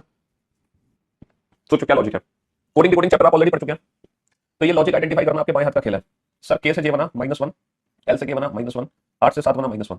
क्या यही लॉजिक है? -1 -1 -1 -1 -1 -1 -1 -1 -1 -1 -1 -1 -1 -1 जी हाँ, पहला स्टेप बहुत आसान है। पहले स्टेप में कुछ नहीं करना, देखो -1 कर दो। अब आ जाओ, J7K को K5J में बदला, इंटरचेंज कर दिया और बीच में -2 है, लेकिन यहां पर इंटरचेंज नहीं है। C4F को G6D में बदला, +1 +1। यहां पर दो पैटर्न है बेटा, -2 का और +2 का। तो मुझे लग रहा है अगर ऑड नंबर है तो -2 कर दो, इवन नंबर है तो +2 कर दो। जैसे ऑड है तो -2 होगा, 3 माइनस का दो 1 और R इधर आ जाएगा, W इधर आ जाएगा। इवन है 8 तो इसमें +2 हो जाएगा, 8 हो तो 10 और V +1 W Z +1 A। 3 है, ऑड है, 3 माइनस का तो 1 और D इधर आ जाएगा, C इधर आ जाएगा। 2 और 2 4 और P+1 का Q, D+1 का E। 7 माइनस का तो 5, I इधर आ जाएगा, F इधर आ जाएगा। 4 और 2 6, L+1 M और E+1 F। बिल्कुल सही जवाब। यानी कि स्टेप सेकंड बनाने के लिए दो पैटर्न फॉलो हो रहा है। अगर हमारा नंबर ऑड है तो ये वाला पैटर्न फॉलो करो, और नंबर इवन है तो ये वाला पैटर्न फॉलो करो, तो स्टेप सेकंड बन जाएगा। इसका थर्ड कैसे बना? K5J को किसमें मतलब EL K में। सर 5 को तो एज इट इज लिख दिया, बाकी K+1 और G+1। क्या यही पैटर्न है? सर 6 का मतलब F और G+1 H और D+1 E। 1 का मतलब A, R+1 S, W+1 X। 10 का मतलब J, W+1 X, A+1 B। 1 का मतलब A, D+1 E, C+1 D। 4 का मतलब D, Q+1 R, E+1 F। 5 का मतलब E, I+1 J, F+1 G। बहुत बढ़िया। 6 का मतलब F, M+1 M, F। ओ बहुत बढ़िया। तो बेटा सिर्फ और सिर्फ दूसरे स्टेप बनाने के लिए हमें दो पैटर्न चाहिए थे। पहला स्टेप बनाने के लिए एक सिंगल पैटर्न चाहिए, तीसरा स्टेप बनाने के लिए एक सिंगल पैटर्न चाहिए, लेकिन दूसरा स्टेप बनाने के लिए हमें दो अलग अलग पैटर्न चाहिए। दूसरा स्टेप बनाने के लिए हमें दो अलग अलग पैटर्न चाहिए। चलो समझो इस क्वेश्चन में क्या लॉजिक है, क्या पैटर्न है। हाँ जी,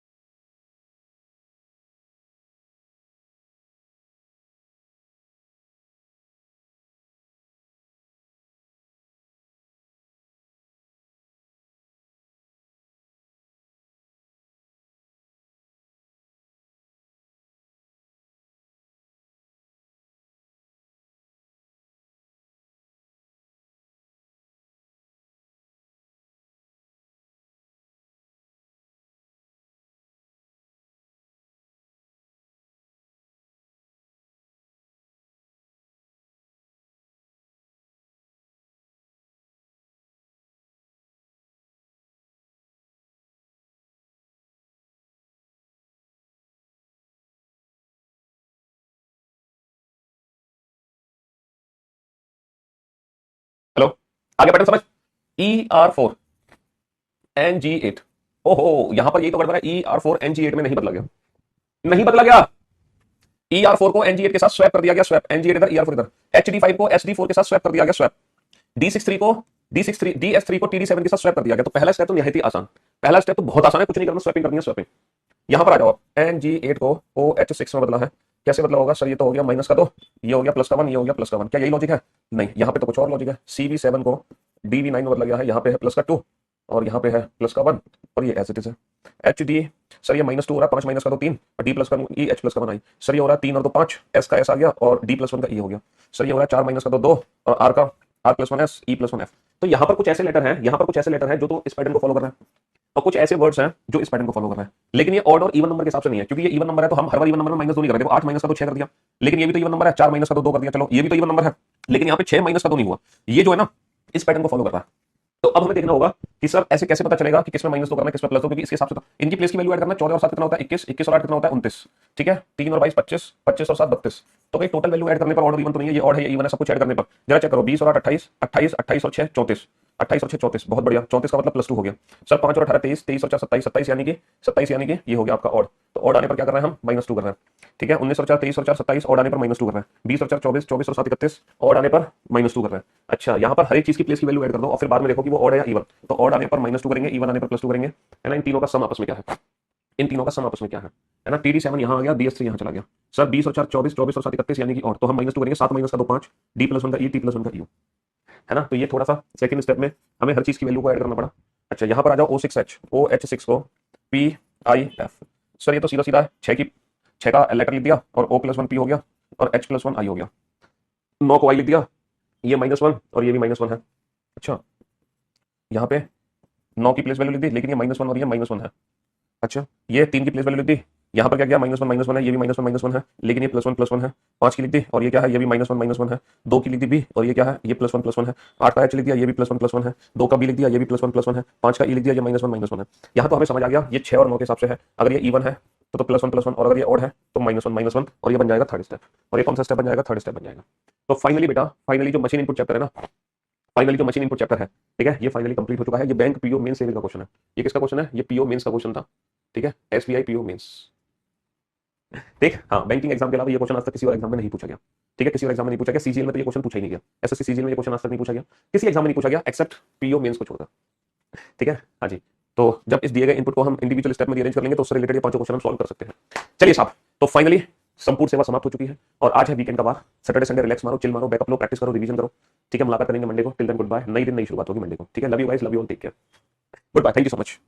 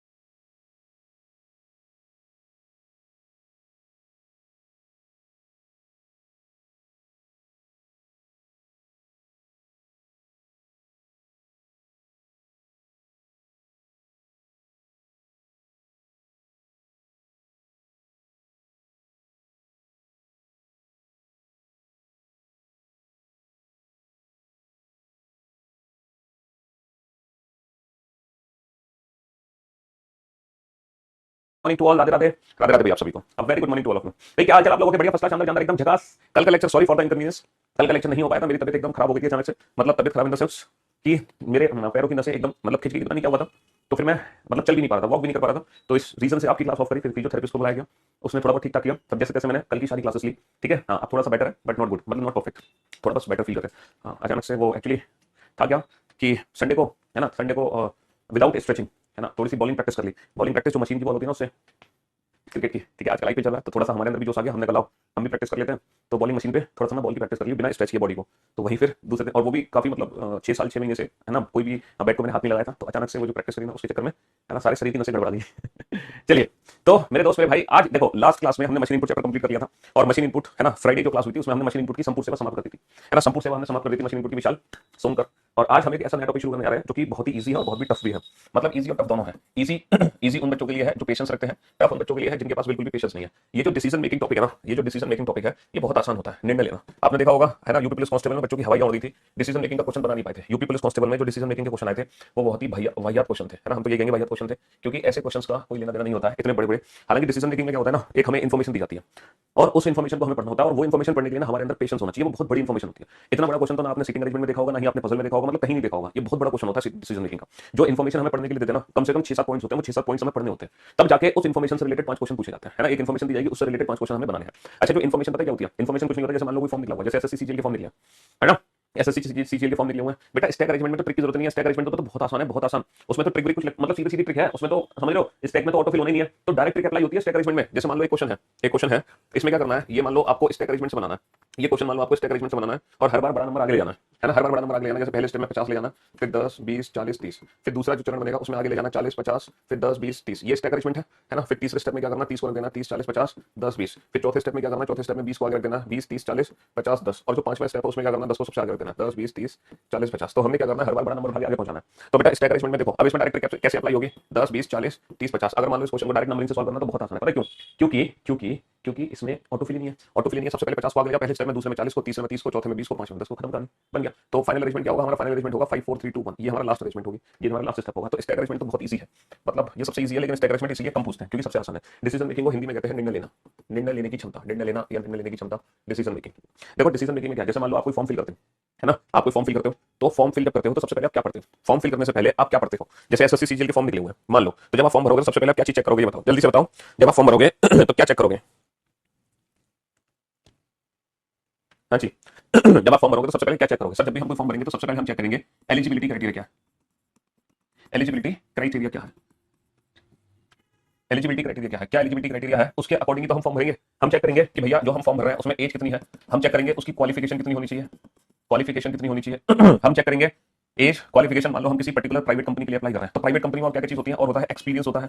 प्राइवेट कंपनी में क्या होता है, एक्सपीरियंस भी मांग लेते हैं, क्वालिफिकेशन क्या है, तुम्हारी एज क्या है, और क्वालिफिकेशन के साथ साथ वो आपकी परसेंटेज मांग लेते हैं। जैसे 10th क्लास में कितनी परसेंटेज है आपकी, 10th क्लास में कितनी परसेंटेज है, 12th क्लास में कितनी परसेंटेज है ना, और ग्रेजुएशन में आपकी कितनी परसेंटेज है, ग्रेजुएशन में आपकी कितनी परसेंटेज है, और पोस्ट ग्रेजुएशन की है कि नहीं की है ना। पोस्ट ग्रेजुएशन का भी क्राइटेरिया होता है जब हम किसी जॉब के लिए अप्लाई करते हैं, है ना, जब हम किसी जॉब के लिए किसी कंपनी में अप्लाई करते हैं तो क्या क्या क्राइटेरिया हो सकते हैं, as qualification experience, 10th class 12th class graduation की कितनी परसेंटेज है, पीजी में कितने परसेंटेज है, जो रिटन एग्जाम हो रहा है, जो रिटन एग्जाम हो रहा है उसमें कितने परसेंटेज है, हमारे रिटन एग्जाम में कितने परसेंटेज है, जो मॉक इंटरव्यू है, जो हमारा इंटरव्यू है पर्सनल इंटरव्यू पीआई, उस पर्सनल इंटरव्यू में हमारे कितने परसेंटेज है। तो ये कुछ क्राइटेरिया होते हैं जब हम जॉब के लिए अप्लाई करते हैं। भाई एलिजिबिलिटी क्राइटेरिया क्या होता है जब हम किसी जॉब के लिए अप्लाई करते हैं, ये सारे एलिजिबिलिटी क्राइटेरिया होते हैं। और एक होता है बॉन्ड, कभी कभी कुछ प्राइवेट कंपनीज ना बॉन्ड साइन करवा लेती हैं, 50,000 का बॉन्ड या 1 लाख का बॉन्ड या 2 लाख का बॉन्ड अच्छा इसके अलावा ना कुछ हमारे पास सब कंडीशन होती हैं, कुछ सब कंडीशन होती हैं। सब कंडीशन का मतलब क्या है, कुछ सब कंडीशन का मतलब क्या है, जैसे मान लो कोई व्यक्ति है जो सारी कंडीशन को फॉलो कर रहा है एक्सेप्ट दिस, मतलब कोई भी कंडीशन को छोड़कर, तो उसके रेफरेंस में कुछ हमें ऑप्शनल दे दिया जाता है, कुछ अलग ऑप्शन हमें दे दिए जाते हैं कि चलो मान लो उसके 10th में 60% नहीं है, बट इसकी जगह अगर उसने ये कर रखा है तब भी उसके सिलेक्शन होने की उम्मीद होती है। तो ये सब कंडीशंस पे हमें ध्यान देना होता है डिसीजन मेकिंग में, ठीक है। डिसीजन मेकिंग में कुछ नहीं करना है, बस यही इन्फॉर्मेशन हमें पढ़नी है कि कंपनी का एलिजिबिलिटी क्राइटेरिया क्या है, उसके अकॉर्डिंग फिर हमें एक इंसान का बायोडाटा दिया जाएगा, उसके बारे में पूरी जानकारी दी जाएगी, फिर हमें बताना होगा कि वो इंसान उस कंपनी में चयनित होगा कि नहीं होगा। तो इन क्वेश्चंस को बनाने के लिए थोड़ा सा पेशेंस हमें रखना पड़ेगा क्योंकि ये बड़े बड़े क्वेश्चन होते हैं। देखो जैसे कि मान लो, है ना, ये क्वेश्चन है डिसीजन मेकिंग का, यहाँ पर क्या है, नीचे दिए गए प्रत्येक प्रश्न में एक उम्मीदवार का विवरण दिया गया है, मतलब हर प्रश्न में एक उम्मीदवार का विवरण है। आपको दी गई जानकारी और ऊपर दी गई शर्तों, ऊपर दी गई शर्तों और उपशर्तों, है ना, हमें शर्त और उपशर्त दोनों पढ़नी है, उसके आधार पर कार्यवाही करनी है और अपने जवाब के रूप में कार्यवाही के उस संख्या को चिन्हित करना होगा। आपको प्रत्येक प्रश्न में दी गई जानकारी के अलावा कुछ भी मानना नहीं है। ये सभी मामले आपको 1 जनवरी 2010 तक के दिए गए चक्कर है क्यों नहीं है, ये सभी मामले आपको 1 जनवरी 2010 तक के दिए गए हैं। अब मान लो ये आपके सामने है कंडीशंस, ये पूरी कंडीशंस है, इन सारी कंडीशन को पढ़ो, ये 5 कंडीशन है। मैं इन 5 कंडीशन को पढ़ने का आपको मौका देता हूं, है ना, आपके पास 1 मिनट का समय, क्योंकि एग्जाम में भी ये सारी कंडीशन आपको खुद ही पढ़नी पड़ेगी। तो एक बार आप इन कंडीशंस को पेशेंस के साथ पढ़कर देखो कि एग्जैक्टली लिखा क्या है, क्या पूछना चाह रहे हैं, क्या कहना चाह रहे हैं, है ना, एक बार आप पढ़ के देखो इन कंडीशंस को।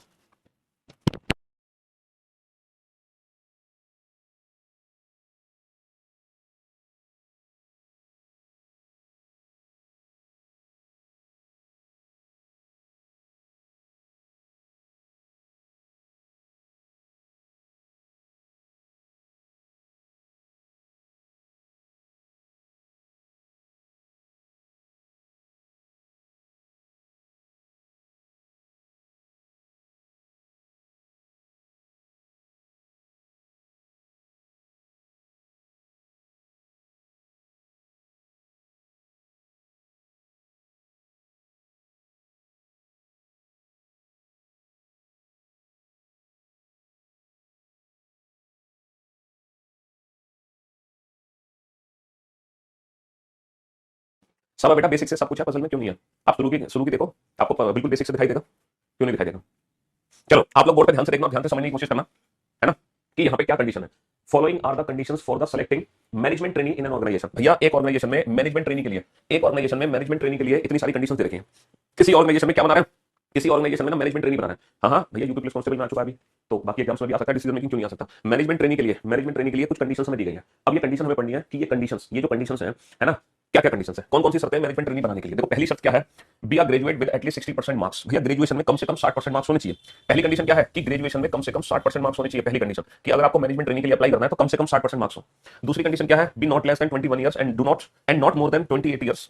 1 जनवरी 2010 को उसकी जो एज है बेटा वो 21 और 28 साल के बीच में होनी चाहिए। एज 21 और 28 साल के बीच में होनी चाहिए। तीसरी कंडीशन क्या है, बी रेडी टू पे ₹50,000 एज ए सिक्योरिटी डिपॉजिट। 50,000 रुपए के लिए सिक्योरिटी डिपॉजिट उसको करनी पड़ेगी। चौथी कंडीशन क्या है, have secured at least 40% marks in the selection examination. मैंने कहा ना रिटन एग्जाम में उसके कितने मार्क्स होने चाहिए, रिटन एग्जाम में उसके कम से कम 40% मार्क्स होने चाहिए।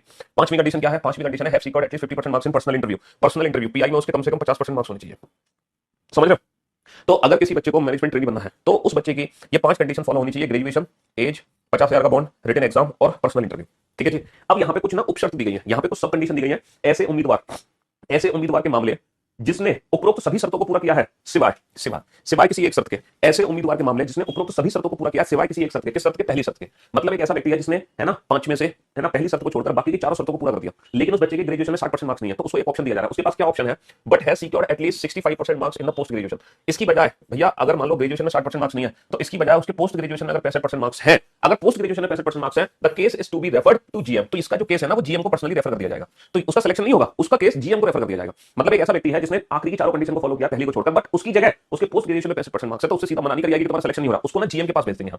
चलिए, और क्या है सब कंडीशन? एक सब कंडीशन लगी है तीसरी पे भी सब, देखो पहली पे सब कंडीशन है, तीसरी पे भी है कि अगर कोई ऐसा व्यक्ति है जो सारी कंडीशन फॉलो कर रहा है लेकिन वो 50,000 सिक्योरिटी डिपॉजिट नहीं कर पा रहा, तो इसकी जगह क्या हो, but is ready to sign a bond for 1 year. लेकिन इसकी जगह उसको फिर एक बॉन्ड साइन करना पड़ेगा 1 साल का, उसको बॉन्ड साइन करना पड़ेगा 1 साल का। The case is to be referred to ED. तो उसका सिलेक्शन नहीं होगा, मतलब उसे ये नहीं बोलेंगे तुम्हारा सिलेक्शन हुआ कि नहीं हुआ, बट उस बच्चे का जो केस है वो ईडी को ट्रांसफर हो जाएगा।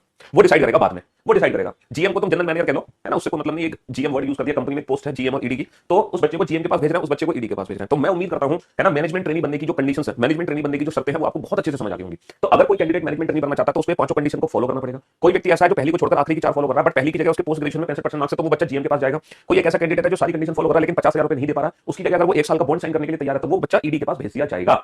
तो अब मैं आपको कैंडिडेट की इंफॉर्मेशन दूंगा, आप उस कैंडिडेट की इंफॉर्मेशन को पढ़कर बताना बेटा आप ये सारे पॉइंट्स लिख लो, ये वाले पॉइंट्स लिख लो शॉर्ट फॉर्म में, है ना, इन पॉइंट्स को लिख लो, क्योंकि जब बच्चे की इंफॉर्मेशन आपको मिलेगी तो वो इंफॉर्मेशन आपको यहां से क्या करानी होगी, मैच करानी पड़ेगी, तभी तो आप आंसर दे पाओगे। ठीक है, और बेटा ये हमारे ऑप्शन है। चलो, सोहन अवस्थी, आपको सोहन अवस्थी के बारे में क्या कहना है? सोहन अवस्थी हमें मिठाई खिलाएंगे, या सोहन अवस्थी को हमें बोलना पड़ेगा सॉरी, या फिर सोहन अवस्थी को हम भेजेंगे जीएम के पास, या फिर सोहन अवस्थी को भेजेंगे ईडी के पास, या फिर सोहन अवस्थी के आंकड़े ही अपर्याप्त हैं? चलो, ये 5 विकल्प बनेंगे। अब बताओ क्या करना है सोहन अवस्थी के साथ, जल्दी से बताओ, इसको आराम से पढ़ो।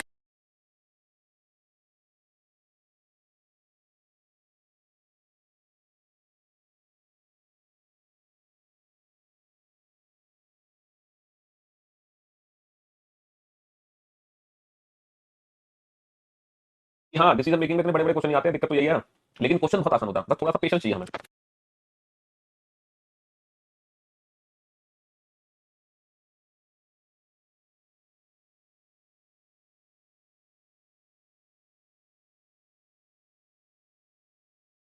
ठीक, बहुत जल्दी आंसर कर दिया आप लोगों ने तो। चलो, 5 कंडीशन है, देखते हैं पांचों में से कितनी कंडीशन फॉलो कर पा रहा बच्चा। सोहन अवस्थी का जन्म 1987 को हुआ। 1987 का मतलब है कि उसकी जो उम्र है 2010 को, वो कितने साल की हो गई? 2010, 13 और 10, 23, यानी कि वो जो एज है ना, एज एज बच्चे की दूसरी कंडीशन फॉलो हो गई, क्योंकि जो उम्र है वो 21 और 28 के बीच में होनी चाहिए। बहुत बढ़िया, उन्होंने चयन परीक्षा और व्यक्तिगत साक्षरता में दोनों में 55% अंक प्राप्त किए, यानी कि personal interview, sorry, written exam और पर्सनल इंटरव्यू, रिटन एग्जाम और पर्सनल इंटरव्यू, ये दोनों कंडीशन की उसकी फॉलो हो गई। वह 50,000 रुपए की जमानत राशि का भुगतान कर सकता है, बेटा 50,000 रुपए भी दे सकता है। तीसरी कंडीशन भी फॉलो हो गई, तीसरी कंडीशन भी फॉलो हो गई। उसने पोस्ट ग्रेजुएशन, ही has secured 68% marks in post graduation and 59% marks in graduation. अच्छा ये बताओ, ग्रेजुएशन में कितने परसेंट मार्क्स चाहिए? 60। ग्रेजुएशन में 60% मार्क्स चाहिए लेकिन उसके 59% मार्क्स है। ग्रेजुएशन में 60% मार्क्स चाहिए लेकिन उसके कितने बच्चे के? 59%, यानी कि बच्चा पहली कंडीशन फॉलो नहीं कर पा रहा, बट इसके एवज में उसके पोस्ट ग्रेजुएशन में 65 होने चाहिए, पोस्ट ग्रेजुएशन में 68 है, तो इसकी जो सब कंडीशन है बच्चा उसको फॉलो कर पा रहा है। तो एक ऐसा कैंडिडेट जो पहली कंडीशन को छोड़कर बाकी की 4 कंडीशन फॉलो कर रहा है और पहली कंडीशन की सब कंडीशन फॉलो हो रही है कि उसके ग्रेजुएशन में 60% नहीं है लेकिन पोस्ट ग्रेजुएशन में 65 से ऊपर है, तो बच्चे का जो केस है वो कहां भेज दिया जाएगा? उसको हम मना नहीं कर सकते कि उम्मीदवार इज नॉट सिलेक्टेड, है ना, ये ऑप्शन चूज नहीं कर सकते हम, ये भी नहीं कह सकते कि कैंडिडेट सेलेक्ट हुआ है। इस बच्चे का जो केस है वो कहां भेज दिया जाएगा? If the case is to be referred to GM personal, इस बच्चे का जो केस है वो जीएम को भेज दिया जाएगा। Got it? हाँ जी। अब बताओ बेटा, अनुज के बारे में आपका क्या कहना है? क्या अनुज हमें मिठाई खिला पाएंगे? देखो, सोहन का तो जीएम ही डिसाइड करेंगे, है ना। अब अनुज के बारे में आप डिसीजन लो।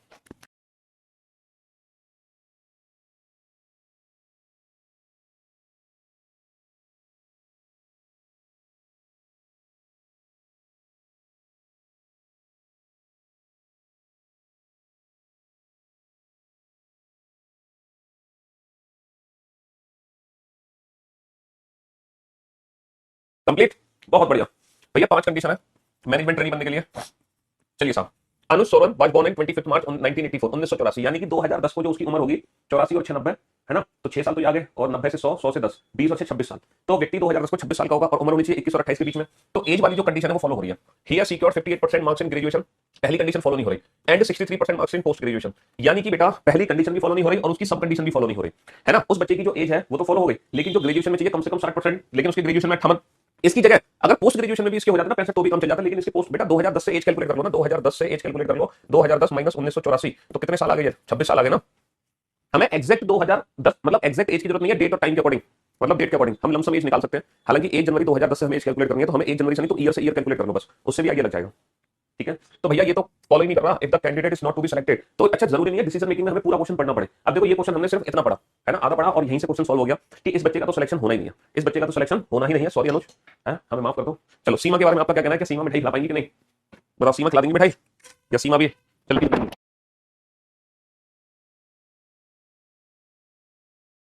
क्वेश्चन शुरू हुआ था ना तो स्टार्टिंग में लिखा हुआ था कि 2010 से ही हमें एज कैलकुलेट करनी है।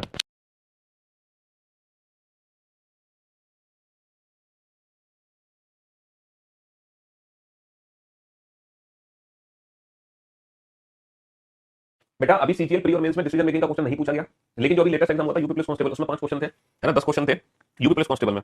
तो हो सकता है आने वाले टाइम में एसएससी सीजीएल में भी डिसीजन मेकिंग के, है ना, 2 4 5 क्वेश्चन डाल दे, तो फिर शॉक मत होना, सरप्राइज मत होना अगर आ जाए क्वेश्चन तो। सीमा, सीमा विश्वास वाज बोर्न ऑन 15 मई 1985, तो 2010 से ये हो गई 25 साल, यानी कि जो एज है वो तो क्वालिफाई हो गया एज फैक्टर तो। 65% मार्क्स इन ग्रेजुएशन, पहली कंडीशन भी फॉलो हो गई। 70% मार्क्स इन पोस्ट ग्रेजुएशन, इससे हमें कोई लेना देना नहीं है, अब इससे हमें कोई लेना देना नहीं है क्योंकि उसकी ग्रेजुएशन में ही 65% मार्क्स यानी कि 60% से ऊपर है। शी इज रेडी टू पे 50,000, यानी कि थर्ड कंडीशन भी फॉलो हो गई। She has also secret 45% marks in selection examination, selection examination में उसके 45% मार्क्स हैं, है ना, बहुत बढ़िया। लेकिन पर्सनल इंटरव्यू का क्या है? पर्सनल इंटरव्यू में कितने परसेंट मार्क्स है ये तो बताया ही नहीं। पर्सनल इंटरव्यू में कितने परसेंट मार्क्स है ये तो हमें बताया ही नहीं, और जब पर्सनल इंटरव्यू की जानकारी नहीं दी गई है तो फिर if the data provided are not adequate to take a decision, यदि दिया गया डेटा निर्णय लेने के लिए पर्याप्त नहीं है।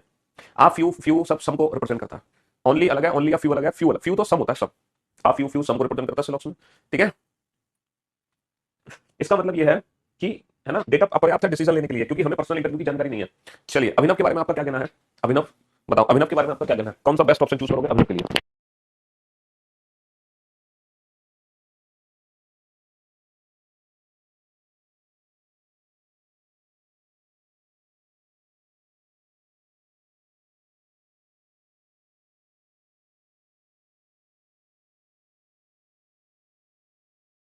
यूट्यूब पे टॉपिक वाइज प्रैक्टिस बेटा बंद थोड़ी किया, वो तो कल तो आपकी भी छुट्टी थी तो उसकी भी छुट्टी कर दी थी हमने तबियत की वजह से।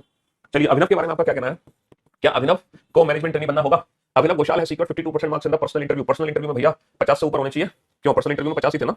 हाँ 50 ही थे तो उसके 52 है, बहुत बढ़िया, बहुत बढ़िया, है ना। पर्सनल इंटरव्यू में वहां बहुत बढ़िया। 40% marks in the selection examination, यानी कि चौथी कंडीशन भी फॉलो हो गई। ही can pay 25,000 as a security deposit, तीसरी कंडीशन फॉलो नहीं कर रहा, लेकिन इसके एवरेज में अगर वो 1 साल का बॉन्ड दे रहा है तो सही है। Alternatively he can sign a bond for 1 year, यानी कि इसकी सब कंडीशन फॉलो हो गई। ही वाज बोर्न ऑन 1984, यानी कि एज भी कैलकुलेट हो गई। He has secret 60% marks in graduation, पहली कंडीशन भी फॉलो हो गई, 60% से ज्यादा है ना, तो इसकी एक सब कंडीशन फॉलो हो रही है। कौन सी वाली बेटा? जीएम वाली तो ये थी, ईडी वाली ये है। तो मामला कहां भेजा जाएगा? मामला ईडी को भेजा जाएगा, ईडी को भेजा जाएगा। If the case is to be refer to ED personal, है ना, if the case is refer to EB ED personal, समझ गए? हाँ जी, हाँ हाँ, बुक वाले फ्यू वाले बेटा जब यूट्यूब चैनल पे स्लॉग्स की प्रैक्टिस होगी ना, किताब की एक्सरसाइज तब कर लेना वहां से क्वेश्चन बनाओ बेटा। नमिता के बारे में क्या कहना है? अभी तक किसी भी बच्चे ने मिठाई नहीं खिलाई है, अभी तक किसी भी बच्चे ने मिठाई नहीं खिलाई है, किसी भी बच्चे ने। पहले सोहन थे, ये तो जीएम के पास भेज दिए। दूसरा अनुज थे, इनका तो बेचारे का सिलेक्शन ही नहीं हुआ। तीसरी सीमा थी, इनके तो डेटा ही पर्याप्त नहीं था। चौथी कौन थी? चौथा था अभिनव, है ना, अभिनव को ईडी के पास भेज दिया। अब नमिता, नमिता तो ब्लड ढुला दो भाई, बताओ नमिता के बारे में क्या कहना है आपका? क्या कहना है नमिता के बारे में? अबे तुमने बड़ी जल्दी आंसर दे दिया भाई, इतना तेज कैसे पढ़ सकते हो क्वेश्चन? है ना, 62% मार्क्स इन ग्रेजुएशन, ग्रेजुएशन में तो ग्रेजुएशन वाली कंडीशन फॉलो है। 52% marks in personal interview, personal interview वाली कंडीशन फॉलो है। 1983 एज कैलकुलेट कर ली, शी इज रेडी टू पे 50,000, यानी कि तीसरी कंडीशन फॉलो है ना। 46% मार्क्स सिलेक्शन एग्जामिनेशन में चौथी कंडीशन फॉलो है। If the candidate is to be selected, if the candidate is to be selected, जी हाँ। तो नमिता कांग्रेचुलेशन, आपका सिलेक्शन हो गया, मिठाई मिल गई। नमिता ने हमें मिठाई खिलाई है, गुड, है ना, बहुत बढ़िया, बहुत बढ़िया। चलिए अब ये डिफरेंट क्वेश्चन है, यहाँ पे अलग कंडीशन दी गई है। अब आप इन कंडीशंस को खुद से पढ़ो। देखो उस क्वेश्चन की जो कंडीशंस थी मैंने आपको समझाई, है ना, मैंने आपको समझाई कंडीशंस। अब इस क्वेश्चन की जो कंडीशन है ना वो आप खुद से पढ़ो, आप इन कंडीशंस को खुद से समझो, इन कंडीशंस को खुद से समझो, और फिर अगले पेज पे सब कंडीशंस दी गई हैं, तो फिर नेक्स्ट पेज पे उन सब कंडीशंस को भी खुद से समझना। जल्दी से समझो बेटा इन कंडीशंस को, जल्दी से फटाफट से समझो इन कंडीशंस को, फिर नेक्स्ट पेज पे सब कंडीशंस भी समझाएंगे हम।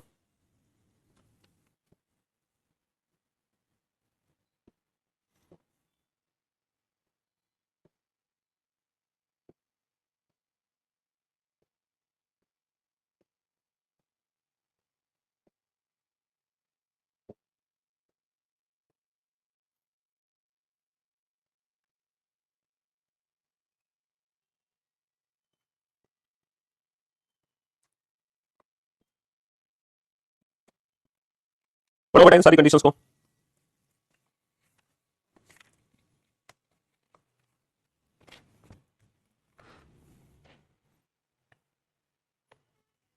हाँ जी, पढ़ो ये सारी कंडीशंस। पढ़ ली बेटा पांचों कंडीशंस? ये पांचों कंडीशंस क्या है? हाँ, पढ़ ली पांचों कंडीशंस। चलो अब आप बोर्ड पे ध्यान से देखना, यहाँ पे 5 कंडीशंस दे रखी है, और वो कौन कौन सी 5 कंडीशन है? पहली कंडीशन है be at least 30 years old age on 2009। भैया पहली कंडीशन एज है, कम से कम 30 साल का होना चाहिए, 30 साल से छोटा नहीं होना चाहिए। 2009 को जो उसकी एज होनी चाहिए कम से कम 30, कम से कम 30 का मतलब समझ लो 30 से छोटा ना हो, 30 से बड़ा चल जाएगा। पहली कंडीशन है। दूसरी कंडीशन है secured at least 55% marks in graduation. दूसरी कंडीशन है कि भैया ग्रेजुएशन में कितने परसेंट मार्क्स चाहिए? 55% मार्क्स चाहिए, कम से कम 55% मार्क्स ग्रेजुएशन में। तीसरी कंडीशन है secured at least 60% marks in post graduation degree या फिर डिप्लोमा इन मार्केटिंग, पीजी या फिर diploma in marketing. Diploma in marketing में कम से कम 60% मार्क्स चाहिए, पीजी या फिर डिप्लोमा इन मार्केटिंग में कम से कम 60% मार्क्स चाहिए। है post qualification work experience of at least 5 years in the marketing division of an organisation. भैया मार्केटिंग डिवीजन में एक्सपीरियंस होना चाहिए कम से कम 5 साल का, कम से कम 5 साल का एक्सपीरियंस होना चाहिए। अच्छा जी, have secured at least 45% marks in the selection process. जो उसका रिटन एग्जाम होगा, रिटन एग्जाम में कम से कम 45% मार्क्स उसके आने चाहिए, कम से कम 45% मार्क्स आने चाहिए। In the case of candidate who satisfy all other condition except, मतलब कोई एक ऐसी सिचुएशन है जिसमें सारी कंडीशन फॉलो हो रही है एक्सेप्ट फोर्थ, चौथी कंडीशन को छोड़कर। मतलब कोई एक ऐसा बच्चा है जिसकी उम्र भी है, ग्रेजुएशन भी है, पोस्ट ग्रेजुएशन भी है और रिटन एग्जाम भी है, लेकिन उसको एक्सपीरियंस नहीं है 5 साल का, तो इसकी जगह क्या होना चाहिए? But has the post qualification work experience of at least 2 year as a deputy marketing manager. अगर उसका मार्केटिंग मैनेजर में नहीं है तो इसके एवज में क्या चल जाएगा? 2 साल का चल जाएगा डिप्टी मार्केटिंग मैनेजर। 2 साल का वर्क एक्सपीरियंस भी काउंट हो जाएगा। अगर उसको 5 साल का वर्क एक्सपीरियंस नहीं है मार्केटिंग डिवीजन में तो डिप्टी, है ना, तो डिप्टी मार्केटिंग मैनेजर में 2 साल का वर्क एक्सपीरियंस चल जाएगा। तो लेकिन ये केस किसको भेजा जाएगा? जीएम को भेजा जाएगा। किसको ट्रांसफर होगा बेटा?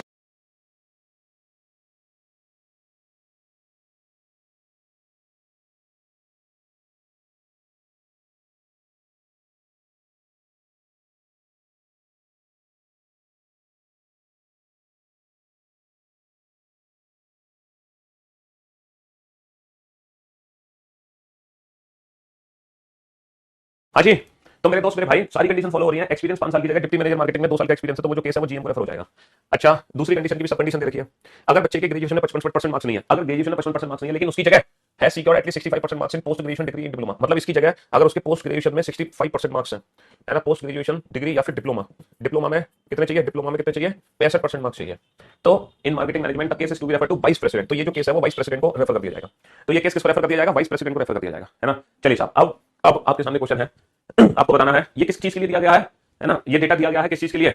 In each question below are the given detail of one candidate. You have to take one of the following course of action based on the information provided and the conditions and subconditions given above, and the mark your answer accordingly. You are not to assume anything other than the information provided in each question. All these cases given to you as on, है ना, 1 March 2009। ठीक है जी, okay. अब आप बताओ कि candidate का selection होगा कि नहीं होगा। ये जानकारी नवीन के बारे में है, नवीन मराठे। ये जानकारी नवीन मराठे के बारे में है। आप चेक करके बताओ क्या नवीन मराठे की पांचों कंडीशन फॉलो हो रही है। वो 5 कंडीशन कौन सी है? मैं दोबारा से ये देख लो बेटा, शॉर्ट फॉर्म में लिख लो इन पांचों कंडीशन को। इन पांचों कंडीशन को शॉर्ट फॉर्म में लिख लो, है ना। Age, graduation, post graduation, experience और रिटन एग्जाम। ठीक है, हाँ जी। और बताओ नवीन मराठे के बारे में आपका क्या कहना है? और बताओ नवीन मराठे के बारे में आपका क्या कहना है? जल्दी से बताओ, फटाफट से, क्या कहना है नवीन मराठे के बारे में? नवीन मराठे का जन्म 8 अप्रैल 1975, यानी कि 2009 को उसकी उम्र है 25 यानी कि 30 साल प्लस होना चाहिए। तो बेटा जो पहली कंडीशन है ना, एज, पहली कंडीशन थी ना रिलेटेड टू एज, ये कंडीशन फॉलो हो रही है। सबसे पहली कंडीशन थी रिलेटेड टू एज। ठीक है, अच्छा जी, नवीन मराठे, अच्छा ये he has secured 60% marks in both graduation and post graduation. तो ग्रेजुएशन पोस्ट ग्रेजुएशन में बेटा 55-60 चाहिए, दोनों में 60 है, तो दूसरी तीसरी कंडीशन फॉलो हो रही है। He has been working for the past 6 years in the marketing division और एन ऑर्गेनाइजेशन। 5 साल का एक्सपीरियंस चाहिए इस बच्चे को, तो 6 साल का एक्सपीरियंस है, बहुत बढ़िया। He has secured 50% marks in the selection process में चाहिए 45%, इसके है 50%। तो भैया Naveen Marathe, congratulation if the candidate is to be selected. भैया नवीन तो पहले ही बच्चे ने इस बार हमें मिठाई खिला दी, पहले ही बच्चे ने हमें मिठाई खिला दी। दिव्या के बारे में आपका क्या कहना है? हाँ जी, दिव्या के बारे में आपका क्या कहना है? जल्दी से बताओ, क्या दिव्या मिठाई खिला पाएंगी? क्या दिव्या मिठाई खिला पाएंगी कि नहीं खिला पाएंगी, ये बताओ। क्या कहना दिव्या का?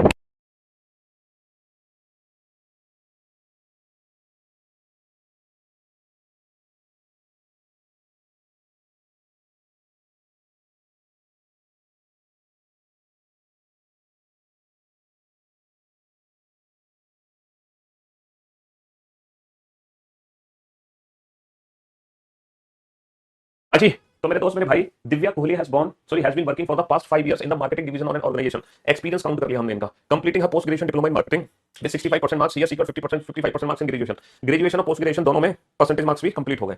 ठीक है, selection process 50% marks in the selection process, तो सिलेक्शन प्रोसेस के मार्क्स भी उसके फाइनल हो गए। और वो 79 में बॉर्न है। 79 बॉर्न का मतलब क्या है? 79 बॉर्न का मतलब क्या है कि 21 और 9 30।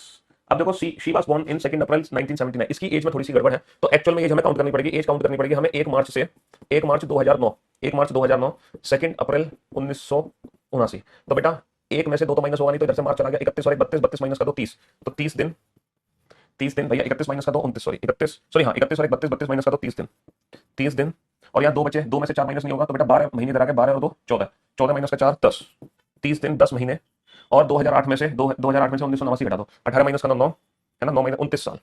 तो भैया दिव्या जो है ना 29 साल और लगभग 11 महीने की है, 29 साल 11 महीने की है, ये 1 महीने से रह गई, 1 महीने से रह गई इनकी एज। भैया एज जो है वो क्राइटेरिया फॉलो नहीं हो रहा, कम से कम 30 साल की उम्र होनी चाहिए, कम से कम 30 साल। If the candidate is not to be selected, इनकी जो एज है वो लगभग 29 साल 11 महीने की है, 30 साल की उम्र अभी तक नहीं हो पाई है, जबकि कम से कम 2009 को 30 साल की हो जानी चाहिए थी, है ना, 1 महीने से रहेगी वो दिव्या। चलिए सुरेश के बारे में आपका क्या कहना है? सुरेश पहला, दूसरा, तीसरी, चौथी, पांचवी, ये 5 कंडीशन है। बताओ सुरेश के बारे में आपका क्या कहना है? सुरेश मेहता है secure 58% marks in graduation, graduation में 58% मार्क्स पहली कंडीशन फॉलो हो गई। He was born in 1975, sorry graduation वाली दूसरी कंडीशन थी, एज 75 25 साल में 34 साल 30 साल तक प्लस पहली कंडीशन फॉलो हो गई। He has secure 50% marks in the selection process, पांचवी कंडीशन फॉलो हो गई। He has been working for the past 7 years in the marketing division of an organisation, experience count हो गया। कंप्लीटिंग हिज पोस्ट ग्रेजुएशन में 62%, post graduation में 60 होने चाहिए, ये भी कंप्लीट हो गया। तो भैया सुरेश इस बार तो ज्यादा बच्चे सेलेक्ट होना है, if the candidate is to be selected. तो सुरेश जो मेहता जी हैं ये हमें मिठाई जरूर खिलाएंगे। सुरेश मेहता जी, वरुण मल्होत्रा का क्या करना है? वरुण मल्होत्रा का क्या करना है ये बताओ, वरुण मल्होत्रा का क्या करना है जल्दी से बताओ, वरुण मल्होत्रा का क्या करना है? Varun Malhotra was born on 1976, तो बेटा 24 और 9 एज क्वालीफाई हो गई। He has been working as a deputy marketing manager in an organisation for the past 3 year. इसकी कंडीशन नहीं, बट इसकी सब कंडीशन फॉलो है। एक्सपीरियंस जो है 5 साल का नहीं है, लेकिन डिप्टी मार्केटिंग मैनेजर में 3 साल का एक्सपीरियंस है, तो इसकी सब कंडीशन फॉलो हो गई, सब कंडीशन ठीक है। Past 3 years, completing his post graduation degree in marketing division.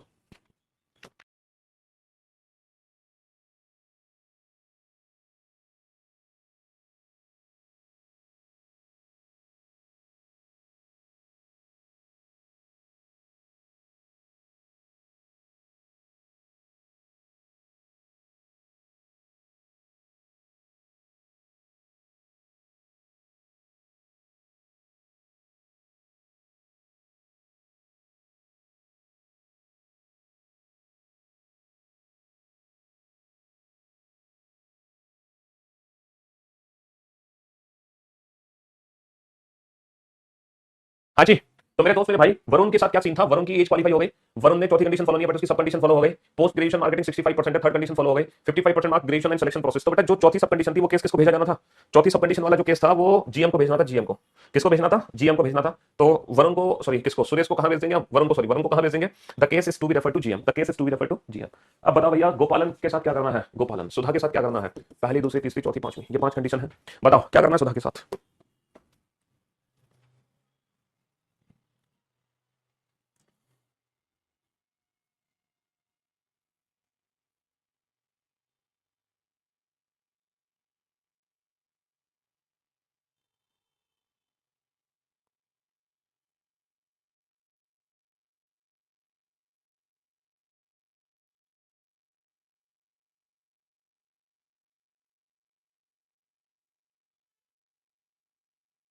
हाँ जी, हो गया क्वेश्चन सॉल्व। सुधा है secure 50% marks in both selection process and graduation. भैया ग्रेजुएशन में मेरे ख्याल से 50 नहीं चाहिए, ग्रेजुएशन में 50 नहीं चाहिए, ग्रेजुएशन में ज्यादा चाहिए। ग्रेजुएशन में कितना चाहिए? 55 चाहिए, बट उसके 50 है। बट इसके एवरेज में पीजी में 65% है, तो काम चल जाएगा। तो ग्रेजुएशन में वाली कंडीशन फॉलो नहीं हो रही, 50% मार्क्स रहेगा 55 की जगह। सिलेक्शन प्रोसेस में है तो ये वाली कंडीशन फॉलो हो गई, पांचवी condition. And graduation and selection process, selection graduation वाली नहीं हुई, सिलेक्शन प्रोसेस वाली कंडीशन फॉलो हो गई।